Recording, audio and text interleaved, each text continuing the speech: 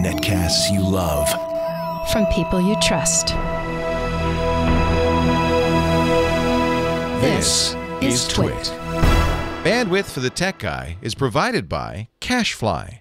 CacheFly.com. Hi, this is Leo Laporte, and this is my Tech Guy podcast. This show originally aired on the Premier Networks on Sunday, September 7th, 2014. This is episode 1116. Enjoy. The Tech Guy podcast is brought to you by Lantronix, maker of the Xprint server.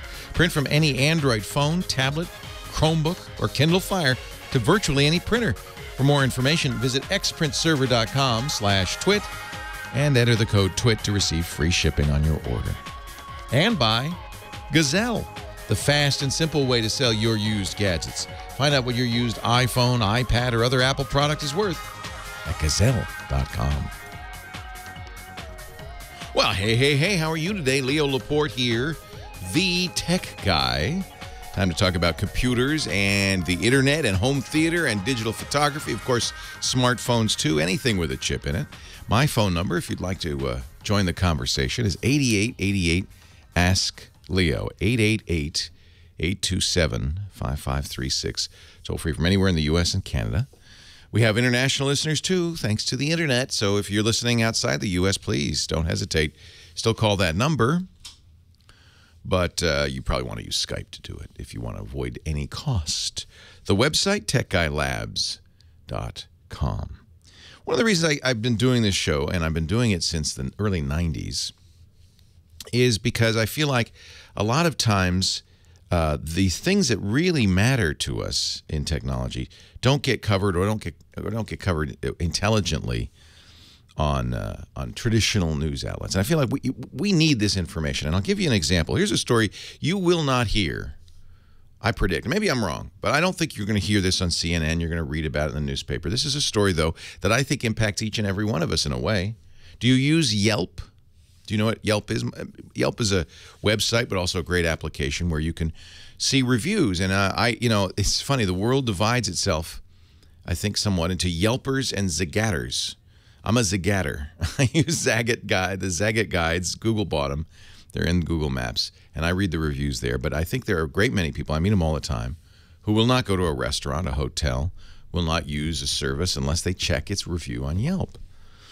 Which means the Yelp, which is a publicly held company and a website, and it's a for-profit business, has a fairly heavy duty, right? They want to provide accurate reviews. And there's always been a little bit of a problem on Yelp, because if you're a business, it's not unusual. You're Denny's. It's not unusual for the Pizza Hut down the street to write a bad review and say, this is a terrible place, and not say I'm the business down the street, but just, anonymously.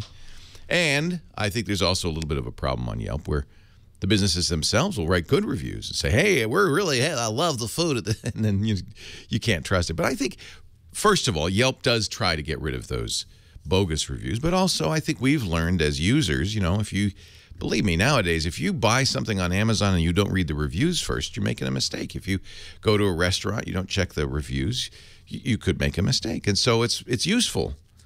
And I think we've learned to kind of sift through them and know when they're real and when they're not. And, if you see 15 people say, this place is terrible, you're not going to go there.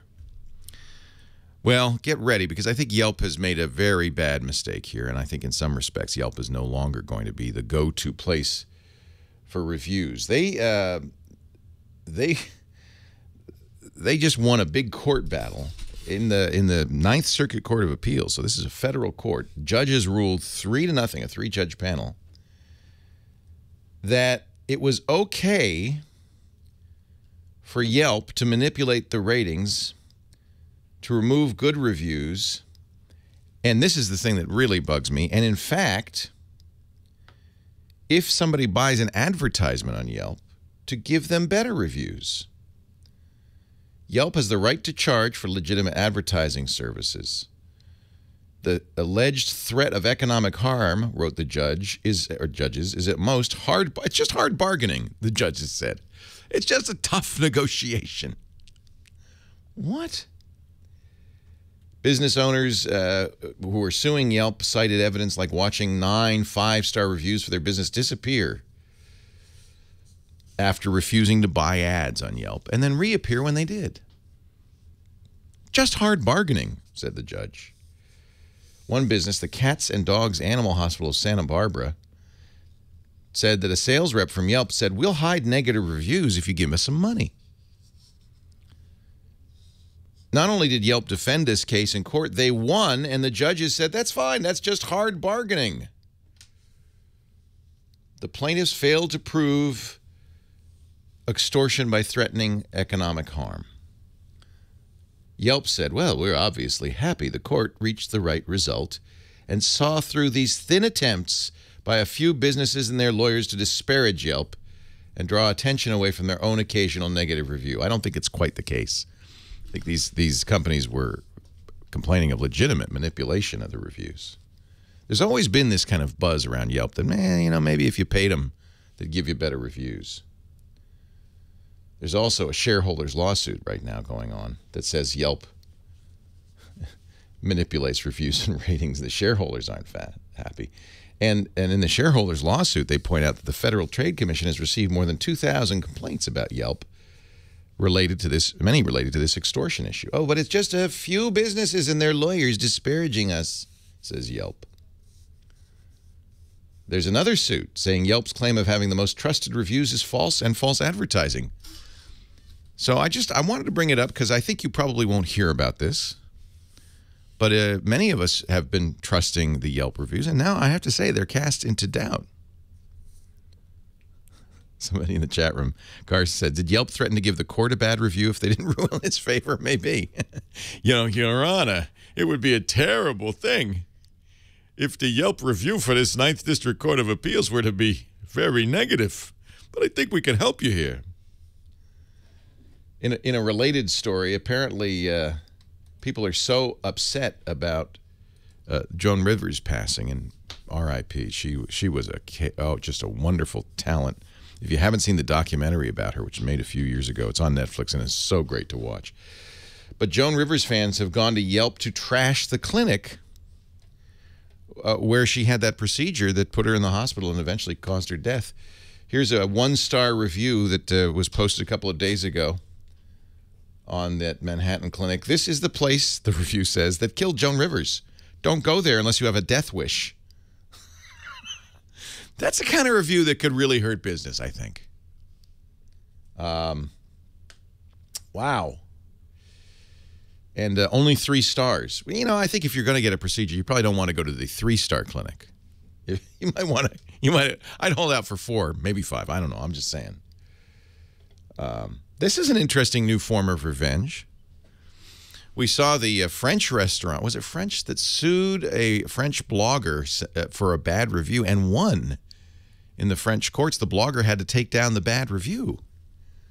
I think there is a little battle going on between businesses and reviewers. And on the one hand, I think, the free and open reviews are so great. I mean, I go to Amazon, and yes, again, on Amazon, you have to weigh and sift. And if you see, you could tell when they're, reviews from the manufacturer or the company. You can tell because they're effusive in their praise. You see this 5-star, "I love this company," and then there's 23 1-star reviews after that. You kind of know to throw out. Don't you throw out the top and the bottom? But these reviews are so valuable. I think this has really changed, in many ways, changed business. Finally, the consumers can stand up and be counted in a way that others can see it. You could complain in the past of the Better Business Bureau or whatever, but now it's very public. And that, I think, means Yelp has a higher responsibility than merely to their stockholders. They have a responsibility to their customers and users to make their reviews clean. And this lawsuit, I think Yelp's point of view is, well, it was just a few bad apples. Our reviews are good. I don't know. They now have permission, in effect, to charge people for good reviews. That's not good. That's not good. But I have to say, I do believe that this new internet review economy is a good thing. Somebody in the chat room saying Newegg too. Yeah, Newegg's a great place. When I buy technology stuff, I'll go to Newegg and read the reviews first. And you can almost always tell Can't you?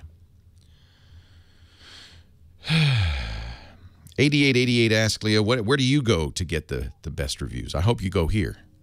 I hope you ask me, because I'll be honest with you. I am not for sale. I'll tell you that right now. We'll talk about the new iPhone, the new Samsung phones, the new Motorola phones, and a whole lot more. Leo Laporte, your call's next. The Tech Guy.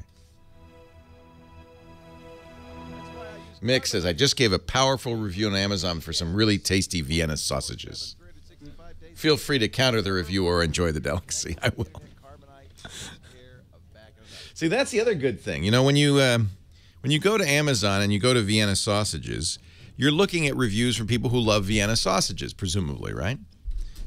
I'm not a big fan, but that's the thing. These are reviews from people who are sought out and purchased Vienna sausages on Amazon. That's who you want reviews from. Hello, David and Chris. You got the lousy seat. I'm sorry, Chris. I'll just sit like this for the rest of the show. Also from LA.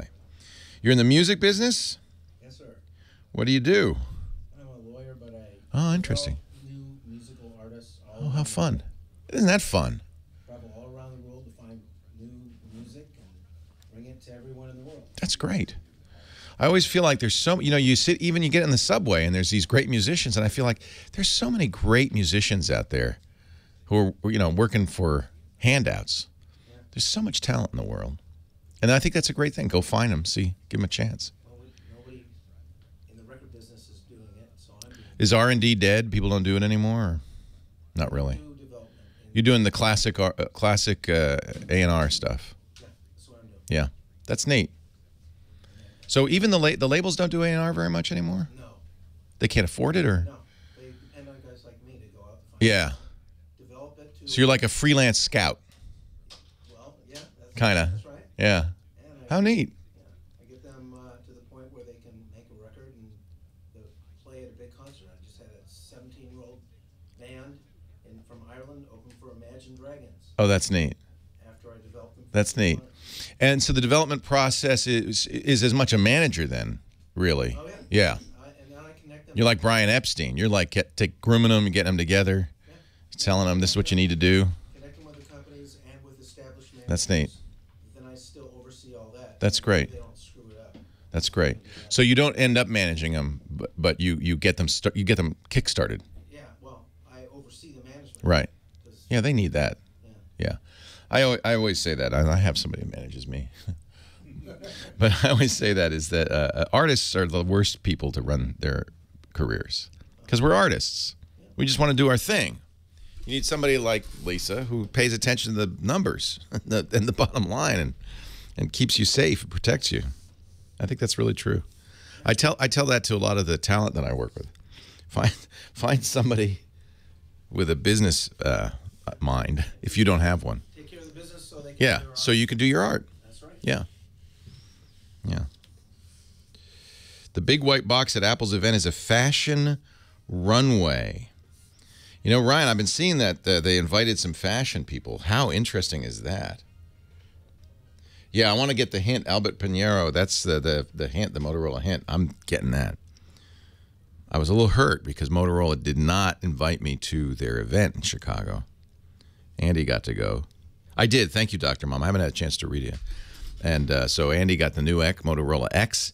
Andy got a 360, which I couldn't get because by the time I noticed it was gone. I don't know if the hint's out yet, but that's what I want.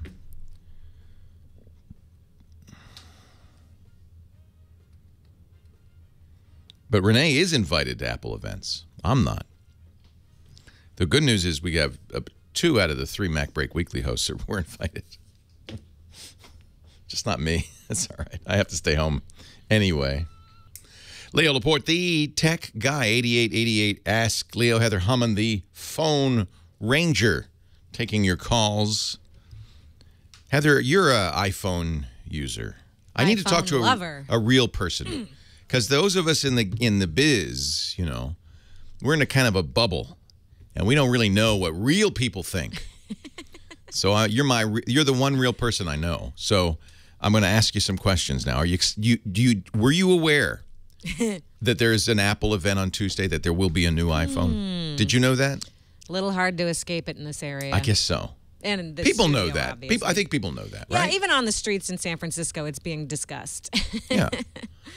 And so you with your what do you have you have a 5S. Mm-hmm. So you have last year's iPhone.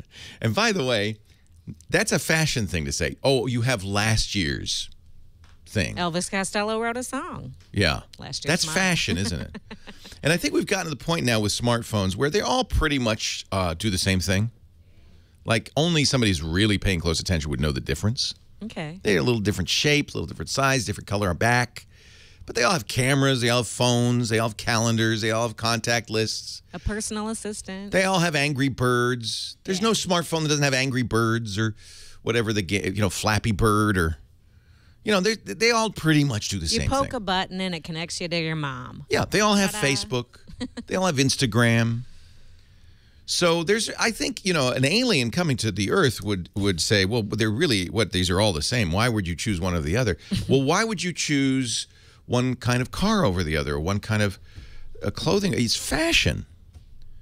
We're in the fins era of smartphones. That's what happened in Detroit. There was nothing to distinguish a Buick from a Cadillac from a Ford, so they put fins on it, and now you have to have this year's because, last year's didn't have fins. Right? So this is fin time. We're in the fin era. I get it, I guess. I'm just kind of like, well, I like strawberry cheesecake, and here it is, No, I'm not saying you shouldn't love your iPhone, and I'm not saying that at all. I'm just saying, what could they do on a new iPhone that you would open your eyes and go, wow, that's a huge change? Virtual reality? I don't know what they could do. Right. Gotta have. Yeah, for me, I can't imagine. So I could tell you what they're probably going to do because we know some of this. Some of this is leaked out of China where they're making them. By the way, making them, according to some reports, so fast, so hard that other phone companies can't get their stuff made. Apple is at this point such a behemoth of manufacture, and they're cranking out these new iPhone 6s like that other phones aren't getting made. Wow. All of China is in on this All project. of China is right now making iPhones. Every one of them. They're drinking a billion coffee. Chinese making iPhones. That's all they're doing. Well, it's probably not that bad. But really the manufacturing sector is jammed with iPhone production. Wow. And but what is it going to be? It's going to be a bigger screen. A little, not even a lot. That's a 4-inch screen. It's going to be 4.7. 4.7 inches. It's going to have a little bit better camera, I think. That's it. That's it. There's going to be there's a new iOS. That's just software. I mean, there's new software where they'll have a health kit on there, but you'll get that on your 5S. You'll get the new software on your 5S. They're talking a lot about mobile payments. They've apparently done deals with American Express and other credit cards with Nordstrom, and they've got mobile payments so you can put the. But the thing people are interested in is there may be a watch. Now, nobody needs a watch. A watch is a luxury item, right? How hard is it to pull the phone out of your pocket? In fact, most people have stopped wearing watches because the time is on their phone. They don't need a watch. But the industry somehow looking for the next big thing, because you got to understand, you cannot sit on your duff if you're in the technology industry. It's always, what's the next thing? What have you done for me lately? What's the next thing? And then the stock market's like, you don't have something. What's the next thing? What's the next thing? So everybody seems to have decided, mostly because of rumors that Apple had already decided, it's going to be a wearable on your wrist, a watch, for lack of a better word. So now the story is coming out. We know that the Apple event is Tuesday in Cupertino, just down the road from the Apple headquarters, in the Flint Center, which is a nice venue in Cupertino, big, about 2,500 seat auditorium in Cupertino, which is bigger than the places they've been announcing this stuff lately. And they've been building a big white box. There's a giant box. It's as big as, it's like a 3-story box. It's white because I guess they've draped it so you can't see what it is. Well, now the story coming out that it's a fashion runway. Remember, Apple recently hired Angela Arendt, the CEO of Burberry, whose great success, in fact, she got knighted in the UK, was taking this old grandma's fashion company, Burberry, and turning them into hip with it fashion. And they hired her, and I think she's running the retail, but I have a feeling she's also, and we've seen the stories that some of the biggies in fashion have been invited to this event. I think Apple is going fashion. High fashion. And it makes sense if you think about it, because we're in the fin era. It's all about, from now on, and this leaves me a little bit cold because I'm interested in what can it do for me? What is the technology? No, from now on, it's what's the bling? Even in Berlin this week, Samsung announced its new Galaxy Note 4 and this weird Galaxy Note 4 Edge, which has kind of a screen that wraps around it.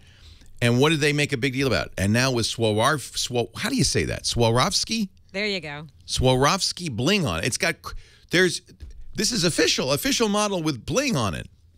The nice. Kim Kardashian somebody came up with the word Kardashianification. Oh, it's the Kardashianification. Swarovski. Kardashian. Never mind. See, I'm not that guy. I'm not the fashion guy. I'm just some schlub who likes technology. I think from now on it's going to be about, how it looks. Because it's all the same.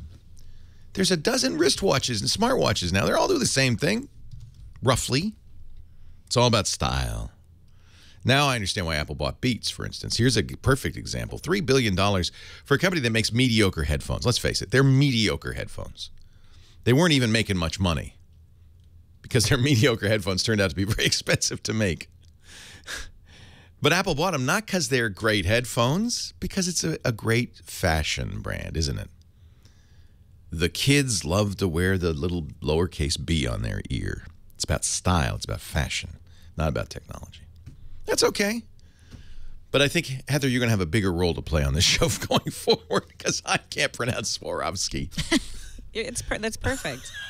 It's pronounced exactly how it's spelled. No, it is not. There's a W and there's a V and it's, I don't know. Okay. And a ski. And a ski. Bum. Kardashianification. Kardashianification. That's good. I just need to go home and practice a little bit before we do the Apple announcement on Tuesday. Red leather, yellow leather. Kardashian. That's better than red leather, yellow leather. Kardashianification. Would you buy? Lisa immediately said, "Oh, I'll take the bling."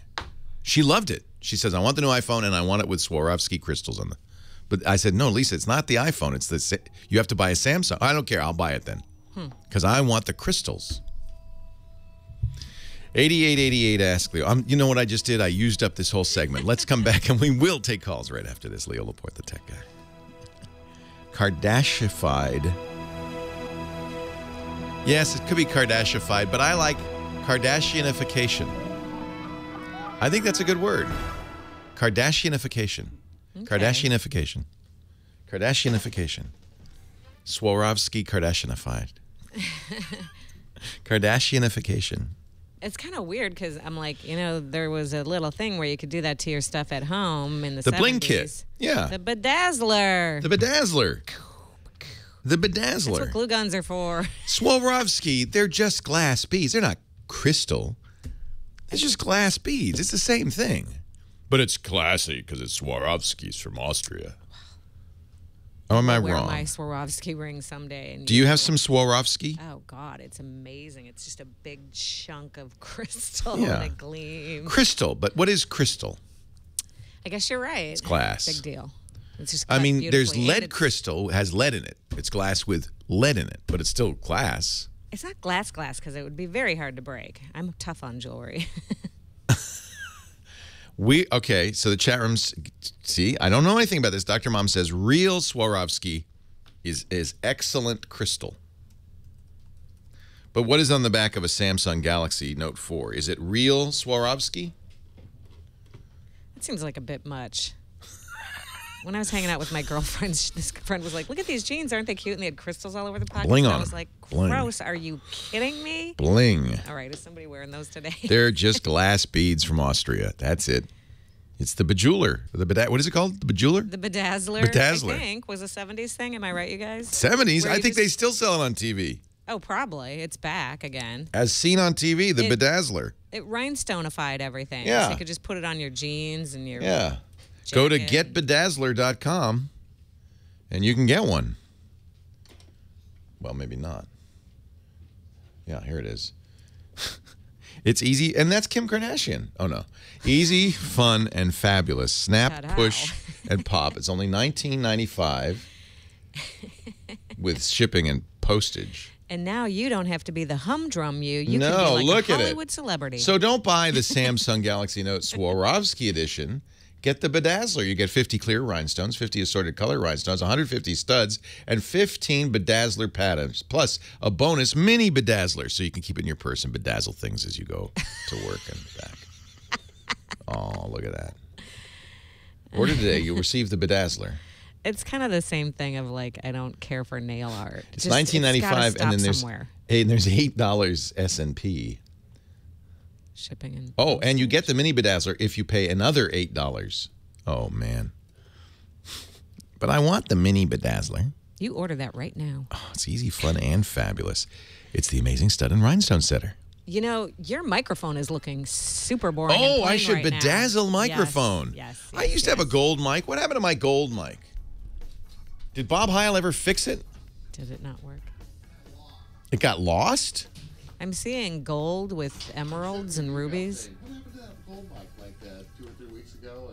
And Bob did. yeah, Well, remember, I blew it. It got blown. and Did we send it to him? I think we did not. I think we tried to fix it ourselves. We tried to fix it ourselves. And the pieces have been scattered. We're still looking for the pieces. The pieces of my gold microphone have been scattered? I asked Bert where they were. You wouldn't let that happen to your clients, would you? Never. Hell no. Jeez. It was a beautiful gold. It was because Rush Limbaugh has a gold microphone, and I wanted a gold microphone. So Bob Heil made me a gold. It wasn't gold. It was like brass. Maybe it was gold. Maybe that's why it's scattered. Oh, it's just out for polishing. Maybe they melted it down. But you two supposed to be at the Apple thing? That's another rumor. I don't believe, though. Yes. Yes, it's the original Bedazzler, only $19.95 plus shipping and handling. Plus, for an additional $8 shipping and handling, a bonus mini Bedazzler. Can I get some? I think my microphone should. Heather reminded me that there is this thing that you could see as seen on TV, the Bedazzler, and they still make it, and you can home bling your thing. That's it, but it's not It's not Swarovski crystals. All right, I'm moving on. Let's talk about tech. Who should I call? Who should I talk to first here? Is it okay to talk to the extremely unfashionable Max in West LA? Yes, my who's people. thinking- He is of my people. All right, Max in West LA. Leo Laporte, the tech guy. Hi, Max. Hey, how you doing, Leo? Do you want some bling on your thing? That's exactly what I don't want. Yes, good man. My BlackBerry Curve just died, Oh my goodness. and I had it for 3 years. I guess that's the projected lifespan. Yeah. And I'm with Verizon, and they told me that I could get for 99 cents, I could get the Apple 4S. They should give you 99 cents to take that. Oh, really? Well, no, not really. So a lot of people have Basic phone 4Ss. for texting, emailing, Yeah. and calling. It's That's fine. it. And It's I just fine. want something that's going to work and be functional. Here's the issue with older iPhones. And so we're going to get this year the 6. Last year was the 5S. The year before was the 5. The year before that was the 4S. So you're getting a 1, 2, 3-year-old model. Now, it's brand new, but it's 3 years old in that sense. Does that mean that the battery was installed 3 years ago? That's actually an interesting question. I doubt they're still making 4Ss. The battery can just sit there. It doesn't. No, I wouldn't worry about that. I Because it does get. I did actually buy one yesterday, and I can take it back in 15 days. if I don't like it. Here's the thing. Here's the thing that you need to understand. First of all, this is the last model that you can install the new operating system on. iOS 8 will come out on Tuesday as well. If you saw the iOS 8 and said, "Oh, I really like that," you could install on your 4S, but it might slow it down a little bit. They will not install on a 4 or earlier. So But I don't even know. I don't even. You don't care. care. You don't care. So that's the one thing, is the next version of the operating system may not work on your phone. Who cares, right? Yeah, I mean, I just need it for cares? those basic things. I'm a very boring person. Good. No Swarovski crystals on your 4S. None. Given that you're coming from a Curve, I used the Curve right before I bought the first iPhone. That was 2007. So given that you're coming from basically a 7 or 8 year old platform, I think you're going to feel pretty modern with your 4S. I wouldn't worry. No, about it. I actually like it. I just wanted to make sure by calling you. You're right. It's fine. For example, it's 3.5-inch screen. Oh, I don't care. But that's bigger than your BlackBerry was. It's smaller than modern phones, but you don't care. It's texting, maybe a little surfing, a little email, that kind of thing. Yeah, I check Sig Alert for the traffic, and that's it. Actually, it's a good deal. It does seem, though, that they will probably offer the 5 for 99 cents in about 3 days. You know what I'm saying? Because they're now advancing a model number. The 4S is the 3-year-old model, but in a few days it's going to be the 4-year-old. You know, it's going to be the even older model. They'll probably cut that one off. They'll stop selling that one, and now it'll be the 5 for 99 cents. Well, I can take it back and exchange it. Yeah, you can. Did you get it from Apple or from the carrier? No, from Verizon. Verizon. I think Verizon, probably you have a few weeks. So if you, I would say. You know, they told me they gave me 14 days. Perfect. In 14 days, you'll know, you'll see ads on Verizon that will say, hey, 99 cents for an iPhone 5. Whether you care, I don't know. The iPhone 5 is a little bigger. What you're kind of missing is, it started with the 5S, which was last year, and will be certainly part of this phone, is the fingerprint reader. Oh my God. All right. I can tell you're happy with your 4S. You keep that. I mean, the thing about the BlackBerry was it's so simple for an idiot like me. Just a couple of buttons and I was there. The good news is the 4S is not less complicated or that much different from the current generation. Right. So as soon as you get used to the 4S, when it comes time for your next phone, you might get a more modern iPhone. By the way, is it okay that the battery gets hot after you use it for a few minutes? Yeah. We've got to understand now, this is really a computer. These are much faster processors. They do get hot. It shouldn't get so hot you can't hold it. But it's okay. It's palpably warm, though, right? Yeah, that's normal. Very good. Yeah. I really appreciate your time, Leo. Thank you very much. You're welcome. And I appreciate the fact that there are still people in the world who don't want to bling their thing. And it's okay. It's okay to have not the latest and greatest. And this is one thing I want. You listen a lot to, to people like me, and you read the tech blogs and stuff, and it's like there's something wrong with you if you don't have the latest thing. And I don't think so. I really don't think so. And that's why I was talking to Heather, because I think that a lot of people don't really care. 4S is fine. You get 99% of the functionality. You're going to miss the fingerprint reader. Now, I'll tell you why that is eventually going to be more important. We think the iPhone 6 will have an NFC chip in it and a fingerprint reader in it. And Apple is going to finally, I mean, they've been poised to do this for years, but finally going to start mobile payments. Where and because it's Apple and they have so much cloud, especially in the U.S., I can imagine this taking off like wildfire, where you'll go in, you'll either use your watch or you'll use your phone, and you'll pay just by tapping it on something. The NFC is what you use to tap. iPhones haven't had that yet. And Apple's apparently made deals to incorporate real credit cards into their Passbook application. You will get Passbook. And in fact, you'll get all that capability except for the tap to pay. The nice thing about tying it to Touch ID, their fingerprint reader, is it's much more secure. So now you have a password or a PIN plus your fingerprint, and you really can make your iPhone your wallet. And I think that's where we're headed.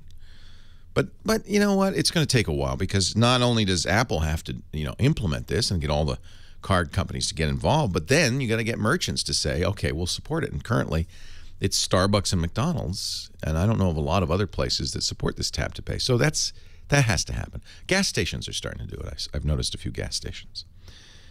Ali in San Diego, you're next. Leo Laporte, the tech guy. Hi, Ali. Hey, how you doing? I'm well. Great. I have a question here about I back a couple of them about a Sony Vaio that I have, and my motherboard went belly up on it. But it just so happened that my brother has a similar style, very close for what I have, same Sony Vaio, but just a different model number, but very similar. Yeah, very similar is not the same. Okay. Well, the model is 72. Well, but are you thinking I'll take his motherboard? Yes. No, not the motherboard. What I like to do is take the hard drive out. Yeah, so Windows will say that's a new computer, and you'll have to reactivate. The good news is you just call Microsoft and say, here's what I did, and they probably will let you activate it. Oh, cool. But you will need new drivers. You know, if you take the hard drive out of one computer and it's not put into an identical computer, okay, you will probably need new drivers. Not all new drivers, but some. Okay. And Windows will do that. As you know, Windows Plug and Play will automatically do that. We'll go online and say, okay, here's better drivers. Well, you know, with Google now, I go on my Google homepage, and on the address bar, I would type in where I want to go to, and then all of a sudden, she would jump from the center and all the way up to the top address bar, where the other one never did that for me. But I don't. That might just be an update to the Google. I'm not sure what that is. Hey, I got a better deal on an iPhone for you. Stay tuned. Leo Laporte, the tech guy. The Google jumps from the middle of the screen to the top.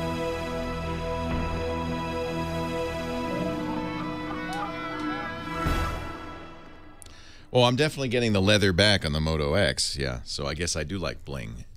But that's manly bling.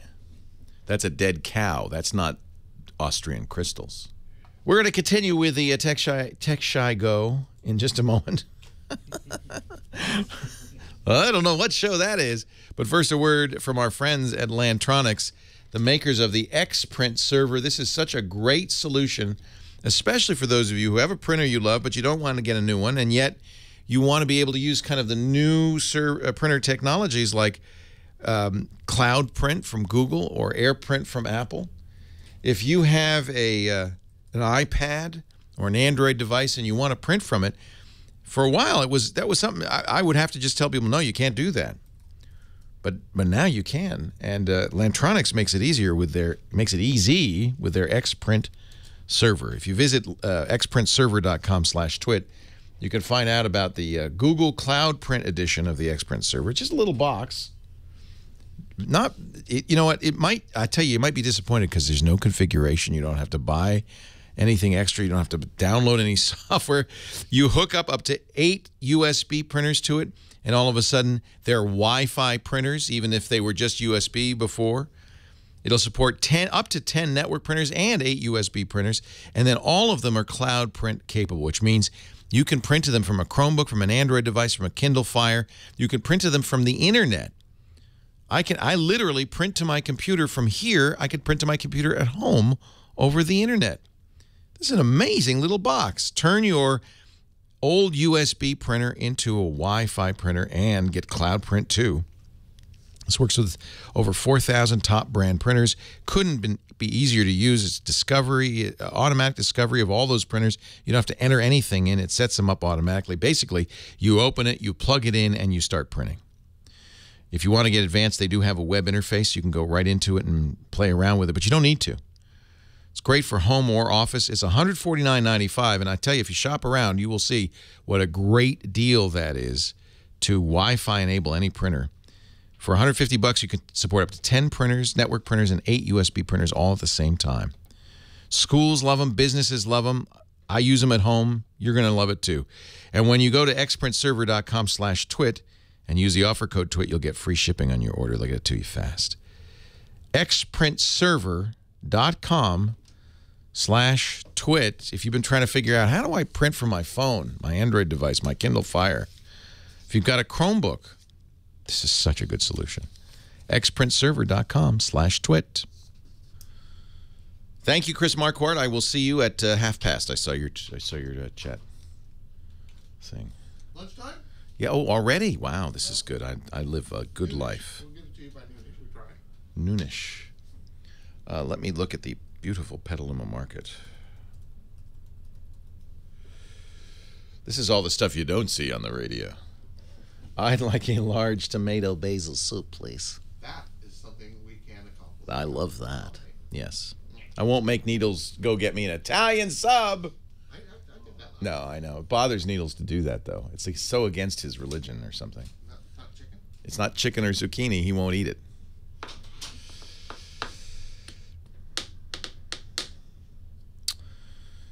The Google does jump from the middle of the screen to the top when you search. That's called normal, says Sue the writer. The Sue the writer. Okay. Let's try it. Is that on Chrome or is that just in general? Let's just see here. Let's just try this. So I'm on the Google, and I'm going to search for Swarovski Bling. Oh, it did it. I didn't even notice it did it. Let's do that again. So that is normal. See, as soon as I do that, it jumps. This is always fun. Leo Laporte is, and then you can see what the Google thinks I am. Oh, they've stopped doing that. That's good.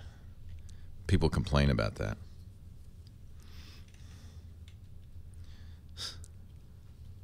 Is Jeffrey defending himself in the chat room? Hey, if I order more than $170 from Swarovski, I get a free sparkling ballpoint pen. Sign me up.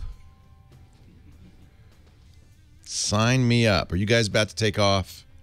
No, you are. Tiana says, I'm out of here. I am out of here. I think the second-gen Moto is very exciting. I don't know. I am in a conundrum. I don't, I have the OnePlus One. I've been Android for a few years now because I really love Android. But I think that Apple has solved a few of my issues with the iPhone with a bigger screen and replaceable keyboard. I want an iWatch, I think. But this Moto X sounds great. And the hint, you just put it in your ear and it's like Scarlett Johansson in your ear. You can say, hey, hi. And I might even, you could change it. It used to be okay Google now. You can say, hey, Scarlett, and she'll go, yes, Leo. And you could say, what's up? And she'll go, Leo, it's 53 degrees and the sun is shining. There's no chance of rain today. You have 4 emails and 3 text messages. I think that's pretty cool. Yes, the Moto G, they've already said, I think Motorola's already said that all the existing G, E, and X's will get L.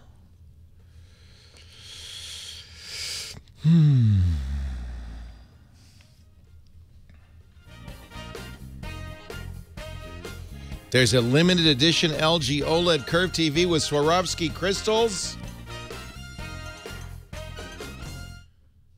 I'm trading my LG OLED curved TV in. I am under pressure. Oh, I am. It's intense peer pressure. To get... Is it the iPhone? Is it the Moto X? Is it the Galaxy Note 4? Pressure. Leo Laporte, the tech guy. Do you feel that way? Do you feel like there's pressure to have, maybe it's just me, the latest, the newest, the coolest? No? Well, I think my stuff is cool, so that's my problem. Well, that's I guess. what's wrong with you. I could tell you right now, you're not helping the tech industry at all. I don't associate cool with the brand newest. I guess that would be the thing. There's your flaw. No, it's my upside. It's good for the wallet, not good for the tech industry, and the tech industry needs your help. They need me to buy stuff. You've got to pull your weight. Get the latest. So for our first caller who was saying, I found for 99 cents a 4S, apparently Walmart's offering the 5C, which is last year's iPhone. Well, it's kind of really more last year's plus 1 year for 99 cents. So if you might shop around, you could get one model up. And that would help you, it would give you another year to install the operating system. Apple seems to be updating the operating system yearly now. I don't think that matters. You know what? Stick with what you got. Why make this complicated? Norman on the line from Tallahassee. Hi, Norman. Leo Laporte, the tech guy. Norman. How are you, sir? Hey. Hi, sir. Hi. Well, oh, hey. How are you, sir? Yes, sir. I want to find... Don't listen to the radio. It's only going to confuse you. I'm 40 seconds behind. Okay. Hello? I want to find out what is best. Hi. I want to find out what's best for dialing over the internet, making phone calls. Okay. I have a Galaxy Tab. You're using something like that now, aren't you? Tab 2. Because there's like 18 seconds of lag in there. That's one of the drawbacks, by the way. What he's talking about is voice over internet protocol. We call it VOIP. Skype's VOIP. You've all used Skype. But one drawback of voice over internet, and you were hearing it right there, is that lag. It's like when they're on CNN and they're talking to somebody in Baghdad, and they said, "What's the situation in Baghdad?" And the guy's going and just kind of nodding for 5 seconds, and then says, "Well, let me tell you." That's called lag, and that's really bad with the satellite because the signal has to go all the way up to the space and all the way down from space.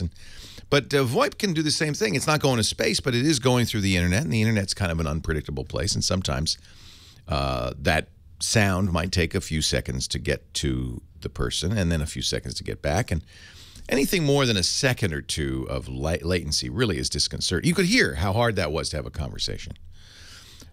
However, there are some really good choices. He has a Galaxy tablet. So you want that means you're going to want, I think you have an Android device. So if you want an Android app, and there are quite a few. There is Skype. And now these aren't free. With Skype, you can buy Skype in and Skype out. Skype in will give you a phone number, like a real phone number with an area code that people with phones can call, and it'll ring on your tablet. And similarly, Skype out, which you could use to call me or you could use to call your friends from that phone number.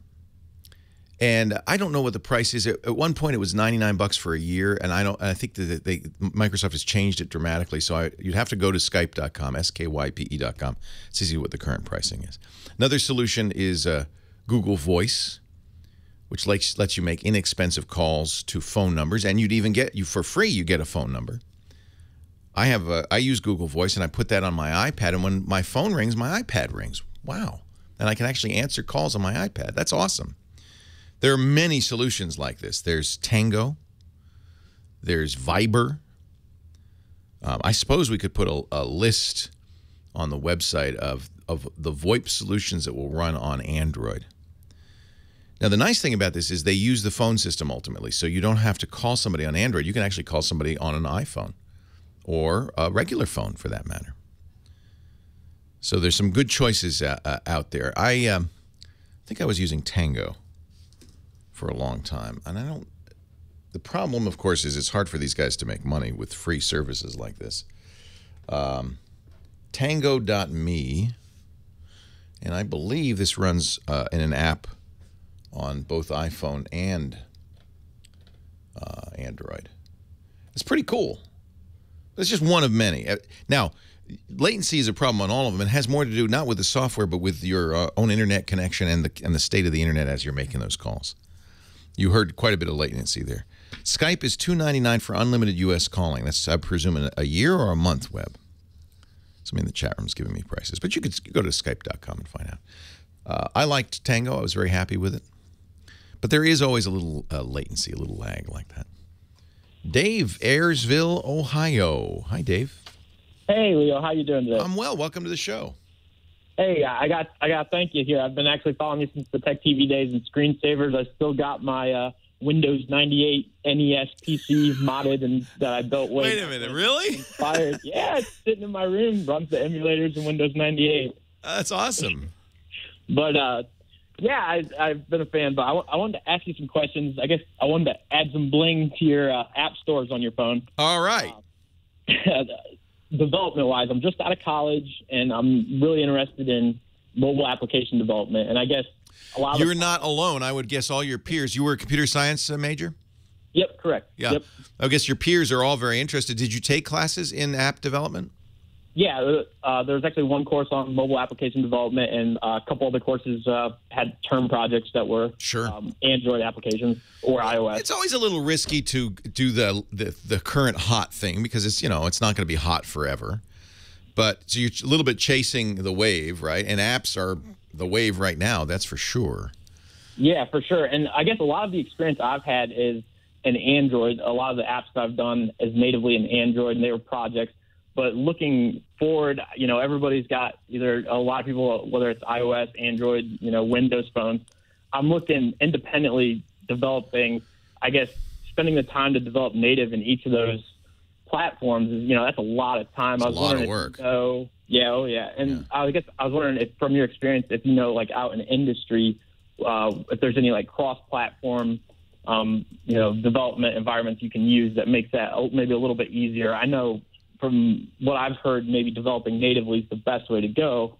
But it always is, but there are a ton of cross-platform solutions because, like you, nobody really wants to take the time to develop for 3 or more different operating systems. I mean, you develop for Windows, you're going to be using Microsoft's Visual Studio, you're going to be using C++ or C#. You develop for the Android phone, you're going to be using Eclipse or one of the newer IDEs in Java. You develop for the iPhone, you're going to be using Xcode, and you're going to be using Objective-C and down the road Swift. Different languages, different platform. I mean, really is, it's very hard to make something that's cross-platform. But there are things like PhoneGap. There are a lot of them. PhoneGap is a good one at phonegap.com that let you develop once and it runs across many platforms. There are disadvantages because it's not fully native, maybe not as fast, but for many apps, this is the way to go, and a surprising number of apps use it. Unity is a good one for gaming. Leo Laporte, the tech guy.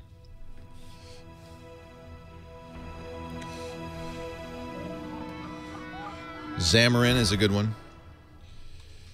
The nice thing about Xamarin is that's a pretty robust solution. And if you're you choose Xamarin if you're because if you know .NET and you're comfortable with .NET. There's a ton of these. Is Needles still here? Yep. How are the Eagles doing?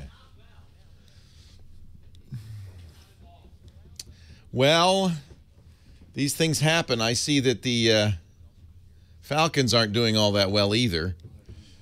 Are they coming back? All right. You a Falcons fan? No? You're just watching the game. You are? He is your... Oh, so you're paying attention. Oh, yeah, they are coming back. 2017. Wow. He just drove him like 85 yards. That's a good fantasy bet, I think. Yeah, it's not bad. Yeah, it's probably cheap. Yeah. And he's got a future. Everybody wants Drew Brees, yeah. I have never done fantasy football, but it looks like a lot of fun. I know the guys who do it are so crazy about it. ESPN app is awesome. Is that the one you use, ESPN? Yeah. I think a lot. That or Yahoo, right? Yeah. No? You think it's better than Yahoo? I think it's better. Yeah. All right. You'd be smart if you're ESPN to do it. I mean, you want, and then keep your viewers in house. I read an article that like 67% of fantasy football players use ESPN. Yeah. Wow. So it's dominant. Wow. Is that what you guys use? Is ESPN's fantasy? Yeah, they all use. Yes, they agree. They agree. They say CBS is okay. Fantasy football has ruined Sundays? Oh, only if you're not doing well. I like to follow a team.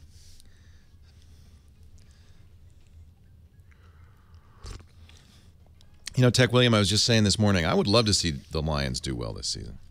Some people are picking the Steelers, which is interesting. Why do you want to burn up minutes on your LG? There are phone numbers you can call that you could just listen to this show on the phone number, right? The key to fantasy football is finding the hot receivers and injured players. Why would you want to find injured players? They don't play. You don't get any points.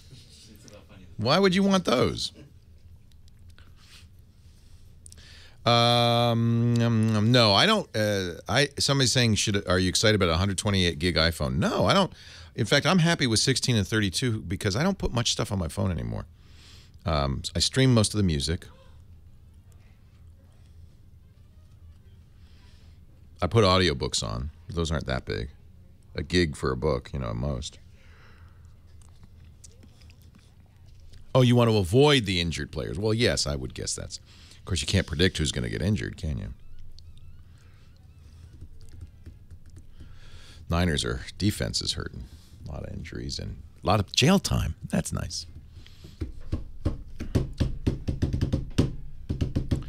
I don't know Just Me Photo. There used to be numbers that you could call in, and I just don't know what they are. I agree, effing done. We don't store as much as we used to on our devices because so much stuff is in the cloud now, including all my content. There are several Twit iOS apps. There's not just one. So try others. None of them are official. They're all third-party. We're just going to have iJustine be a panelist. She started on Mac Break Weekly, so it'll be a homecoming for her on Tuesday. I was just looking for people who did not get invited to the Apple event, to be honest, and I knew she didn't. So, David, where's the best place to go to find undiscovered talent? I would say the UK. Interesting. And maybe Eastern Europe. What do you say? Eastern Europe, I'd believe, but UK. I mean, certainly, I'm reading right now both the new Beatles biography and Graham Nash's autobiography, and there really was something going on in the north of England in the '60s. It was really interesting. I went to the Sound City Festival in Liverpool just recently. And There still is. It's still going. oh yeah, Northern England and Ireland are booming. Nash said one of the reasons Liverpool was so big is because of all the sailors and the ships, and they had the cultural influences from all over the world coming in, and they can get American music. In those days, that wasn't easy to do. So they had heard Elvis, they had heard the Everly Brothers, and it's fun. It's very interesting stuff. Well, still now, everywhere you travel in the world, it's American rock and roll on the radio. Yeah. In English. Yeah. In Italy. Isn't that interesting? Spain, Yeah. everywhere. Yeah. And I don't know if that's good or not. well, it's good music. It's good music. We like it, but it's kind of you know, cultural imperialism. It'd be nice to. I loved it when Paul Simon, you know, would pull in these cultural influences from Africa and other countries and Bulgaria. Graham Nash was saying that he listened to the Bulgarian women's chorus, like that was his album. He would listen to it over and over, and it was so influenced by the harmonies of it. And I think there is something to be said for cross-pollination. Well, they all bring that to their music. Right, right. You know, like I have a band from St. Petersburg, Russia. It sounds a little bit. Wow, Russian and a little that's bit neat. Like the Doors. See, that's neat. That's really neat, yeah. They're saying I should be visiting Liverpool, not London. We're going to London at the end of the month just for a week off. And I'm going to go see Placido Domingo at the iTunes Festival. Very excited. You didn't like Graceland, Dr. Morbius? What's wrong with you? That's a classic album. How could you not? Stay away from Brent? Why, are there riots in Brent? Or is that a person, Brent, I should watch out for? Well, hey, how are you today? Leo Laporte here, the tech guy. Time to talk about, well, technology, computers, the internet, home theater, digital high-res music, MP3 players, home theater. Did I mention that? Yes. Digital photography. Our photo guru, Chris Marquardt, stops by at 1/2 hour, 33 1/3 after the hour, actually. Talk digital photography. 8888 Ask Leo is the number. If you have a question, a comment, you want to talk high-tech like Jonathan does in Hollywood. Hi, Jonathan. Hi, Leo. How's it going? Well, it's going well. How are you? I'm good. I just got an S5 a couple days ago. A Galaxy S5, the new Samsung flagship model. Yes, the next big thing, I guess. You know, so was the last one. So I guess they're always the next big. It's like Apple. It's always the thinnest iPhone we've ever made. It's just, well, of course, it's the next big thing. So what is your experience? How has your experience been with the S5? It's good. I've played with it a few times before I bought it. My family has a bunch of Galaxies, so it's pretty good. It's a good change from my iPhone 5S. Ah, interesting. Yeah. My question is there a way in Android to back up everything like iCloud does? I mean, text, settings, applications, everything, or do I have to use third-party apps? There isn't. There's two answers to that. There is no way to back up everything built into Android, but there is a checkbox, which is usually by default checked, but you should see if it is in all Android devices that says backup apps and settings to Google. And that will back up things like Wi-Fi passwords. You should be aware that Google will then have your Wi-Fi password if you care. I don't think Google's going around stealing Wi-Fi, but just so you know, because all of this is backed up in the clear. That is useful when you get a new phone. I log into my Google account, and it knows what apps I had installed, and it just downloads all the apps. It's not a backup in that sense. It's a kind of a list of apps that I had, and in some cases will restore the settings. But it's not what you're looking for, I understand. But that's something you should turn on if you're not worried about Google having that information. Samsung has its own backup solution, so you should look into the, creating the Samsung account and the backup solution there. But it's a third-party app that I recommend if you want total backup. Generally, you have to root an Android phone to back up the operating system and the apps. If you've rooted it, Titanium Backup is a great solution. I haven't yet. I don't know. I wouldn't root it. There's no reason to root it. By the way, rooting is different than jailbreaking. Jailbreaking, which is an iOS thing, means that you can buy apps from non-Apple stores. Rooting on Android is more like giving yourself administrator privileges. See, on Android, you already can buy stuff from third-party stores. It's just a checkbox in the settings, and you can buy from anywhere else. So it comes jailbroken in effect. But rooting means that now you have admin privileges. That's risky because you could do things like erase the entire phone. You have you're in charge. If you know what you're doing, it's useful. And one of probably the chief reasons to root, besides putting different firmware on there, which again, is for experts, not people, people who want to hack their phones.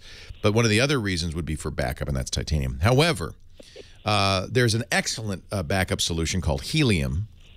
Helium. It does not require rooting and will do what you want. It backs up everything. And it's secure enough? Yeah. I don't know. Oh, yeah, it's fine. It's well, now, because of the latest iCloud hack, the poor celebrities whose personal photos were leaked, a lot of people are a little nervous about the idea of backing up to the cloud. You should be aware of that, and anything that's put on the internet can potentially be hacked. You can do your best to prevent that, but that's something to be aware of. So I would not put nude photos of yourself on the internet. I don't have any. Okay, then you're okay on that. Yeah. But and by the way, that is not to criticize somebody who does. That's your right to do that, and you shouldn't be hacked. It's illegal and wrong for people to hack and disseminate those photos. On the other hand, there is such a thing as prudence. You have the right and privilege of doing it, but prudence might indicate that's not a good idea. It's the same thing with Facebook. People put stuff on Facebook and assume that, well, that's going to only my friends will see it. And, that's not always the case. It's probably prudent to assume that anything you're putting up on the internet might somehow get leaked. At least to the NSA, if no one else. Yeah. But I back up. I don't care. I back it all up. The nice thing about the cloud really is, in many respects, about backup. The cloud is about having your stuff not in the phone alone, but having a copy somewhere else which you can get to. I like that. Would you rather go with Helium or the Samsung account? I mean, is the Samsung going to back up everything like Helium? Nothing does what Helium does. Now, here's why I don't use it. I want to install the latest versions of the apps. I don't want to restore versions of the apps. I want to in fact, even Apple's own backup does that. They don't, even though you back up everything, it downloads new copies of the apps. And that's the way it should be. You don't want an old version of the app.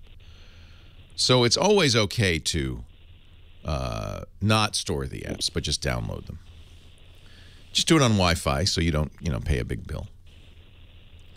Okay. And Helium, you can say, just back up my data and restore the apps. So Helium is get Helium. It's a good idea. If that's what you're worried about, you want iCloud-style backup. And this is something Apple did very well. Unfortunately, they didn't secure it very well. My friend Christina Warren at Mashable thought, can I hack my account? She wasn't going to hack somebody else's account, but she thought, can I hack my account? And Apple has two-factor authentication, which I recommend always. People should turn this on. Google does it. Outlook, Microsoft does it. Evernote does it. Facebook does it. Second-factor authentication means not only your password, but a special code which you might get from an authenticator app or text messaged to you. And that means somebody has to not only know your password, but have your phone. And so that makes it a lot harder for people to hack you. Apple did not do this right. They had second-factor authentication, but it wasn't required to restore your iCloud backup. And we believe that's how those hackers got that information. And Christina Warren wanted to test that. So she bought for $200 a iPhone password attacking program from Elcomsoft that would actually attempt to discover your password through brute force. She ran it. It did, in fact, get her password. She did, in fact, download her iCloud backup, and at no point did Apple notify her, ask for second factor information or anything. It was just, boom, here's your stuff. You got your password. It must be you. Here's your stuff. And we believe that's exactly what happened to these poor celebrities. There was a flaw. It could have been this. There was a flaw in Find My iPhone that allowed a bad guy to just try passwords over and over. He didn't have to have your phone. He didn't have to have anything. Just try passwords over and over till he got your password. This is called a brute force attack. And it can take time unless you have a lot of people doing it. And the idea is, and Apple now does this, if a and you'll notice this, if you try to log into a site, third time you try, it goes, well, let's wait a few minutes to try again.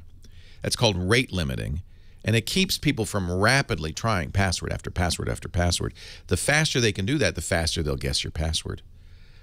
In this case, Apple was not rate limiting Find My iPhone. So the best guess, and we don't know yet, but the best guess is the person who did this had a bunch of confederates, all of whom used password cracking software against Find My iPhone, and they were able to try many guesses. Once you get somebody's email address or guess somebody's email address, you can just try it. You could just try again and again.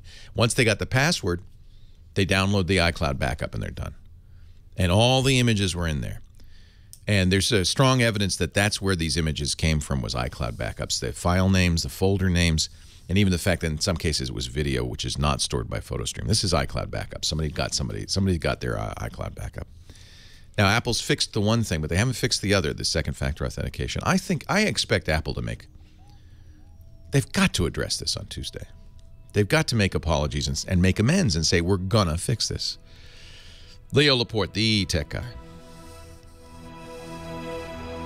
Well, the moment has come, the moment you've known would happen. We've all been waiting for. It's time to get the new phone, the new iPhone, the new Motorola phone, the new Samsung phone. It's the new phone season, as happens every September. Thank goodness Gazelle is here to turn that old gadget into solid cash. Gazelle will buy your old iPhone, in fact, a lot of your old electronics, your old tablets, your old computers, and give you cash for them. They give you top dollar. And because they know the new iPhone's coming, for a limited time, you can lock in your iPhone price till October 10th. All the prices are normally locked in for 30 days, which is great. It means you can go and check the value of all your gadgets, figure out what they're worth, and decide later whether you want to send them in. That gives you time to remove the data, to copy it over to the new phone, to set it all up. And because they know the iPhone is such hot supply and they really want to support you with that, they'll give you till October 10th. Plenty of time to get a new iPhone and transfer your data over. Here's how it works. Get that offer now. Lock it in. When you're ready, you check out. They'll send you a mailer, a box with the postage prepaid. You ship it to them. They turn it around fast. If you forget to wipe your data, they'll do it for you. Don't worry about privacy. And then you get paid even faster. Choose from a check, a PayPal credit, or an Amazon gift card. I like the Amazon gift card if you buy a lot of stuff on Amazon, because you'll get an extra 5%. They bump it up. GAZELLE.com. No wonder they've paid out nearly $170 million to over 1 million customers. We use it all the time for our old stuff. Trade your old gadgets in for cash from Gazelle.com. 10 attempts. That's not bad. That's good. That's rate limited. And that's why on the iPhone, you try to log into your iPhone 10 times and fail, it will erase the phone if you set it that way, and it's a good idea. That's a form of rate limiting, yeah. I think there's other things Apple could do. For instance, Apple could say, I see you've just taken a picture of yourself naked. Would you like me to store that in a more secure fashion? Totally could do that. So browsers do that. They have a private browsing mode. I think all the camera apps should, and I bet they will soon, have a private photo mode. That would be weird. Well, the technology's there, Tech, because it's easy algorithmically to say there's an awful lot of flesh in that picture. we know they can do that now, so it would be easy. You're right, they probably won't do that. But they should have a private photo mode. Siri, my eyes are up here.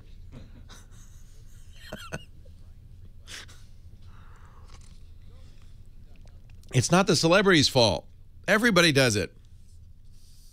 But they were targets because they're well known. And so these bad actors targeted them. They said, well, how can we guess Jennifer Lawrence's email?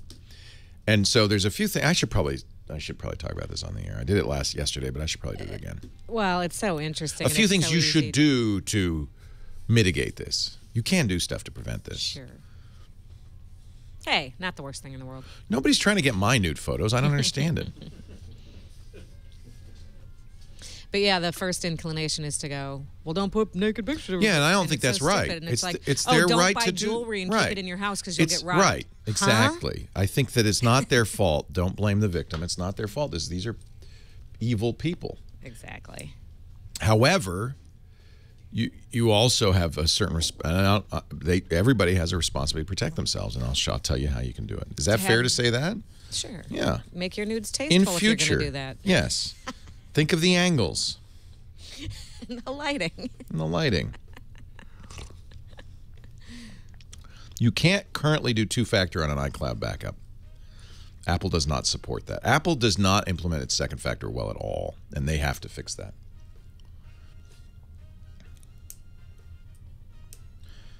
Yeah, and I think Camera Plus is an example.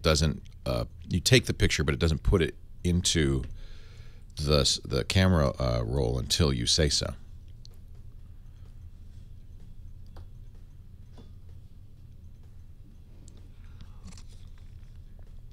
Given what Jonathan Zdarsky has tweeted, he's an Apple security researcher, there was enough information in these data dumps that I'm pretty confident these guys will get caught. I don't have any nude photos in my iCloud backup. I can tell you that right now.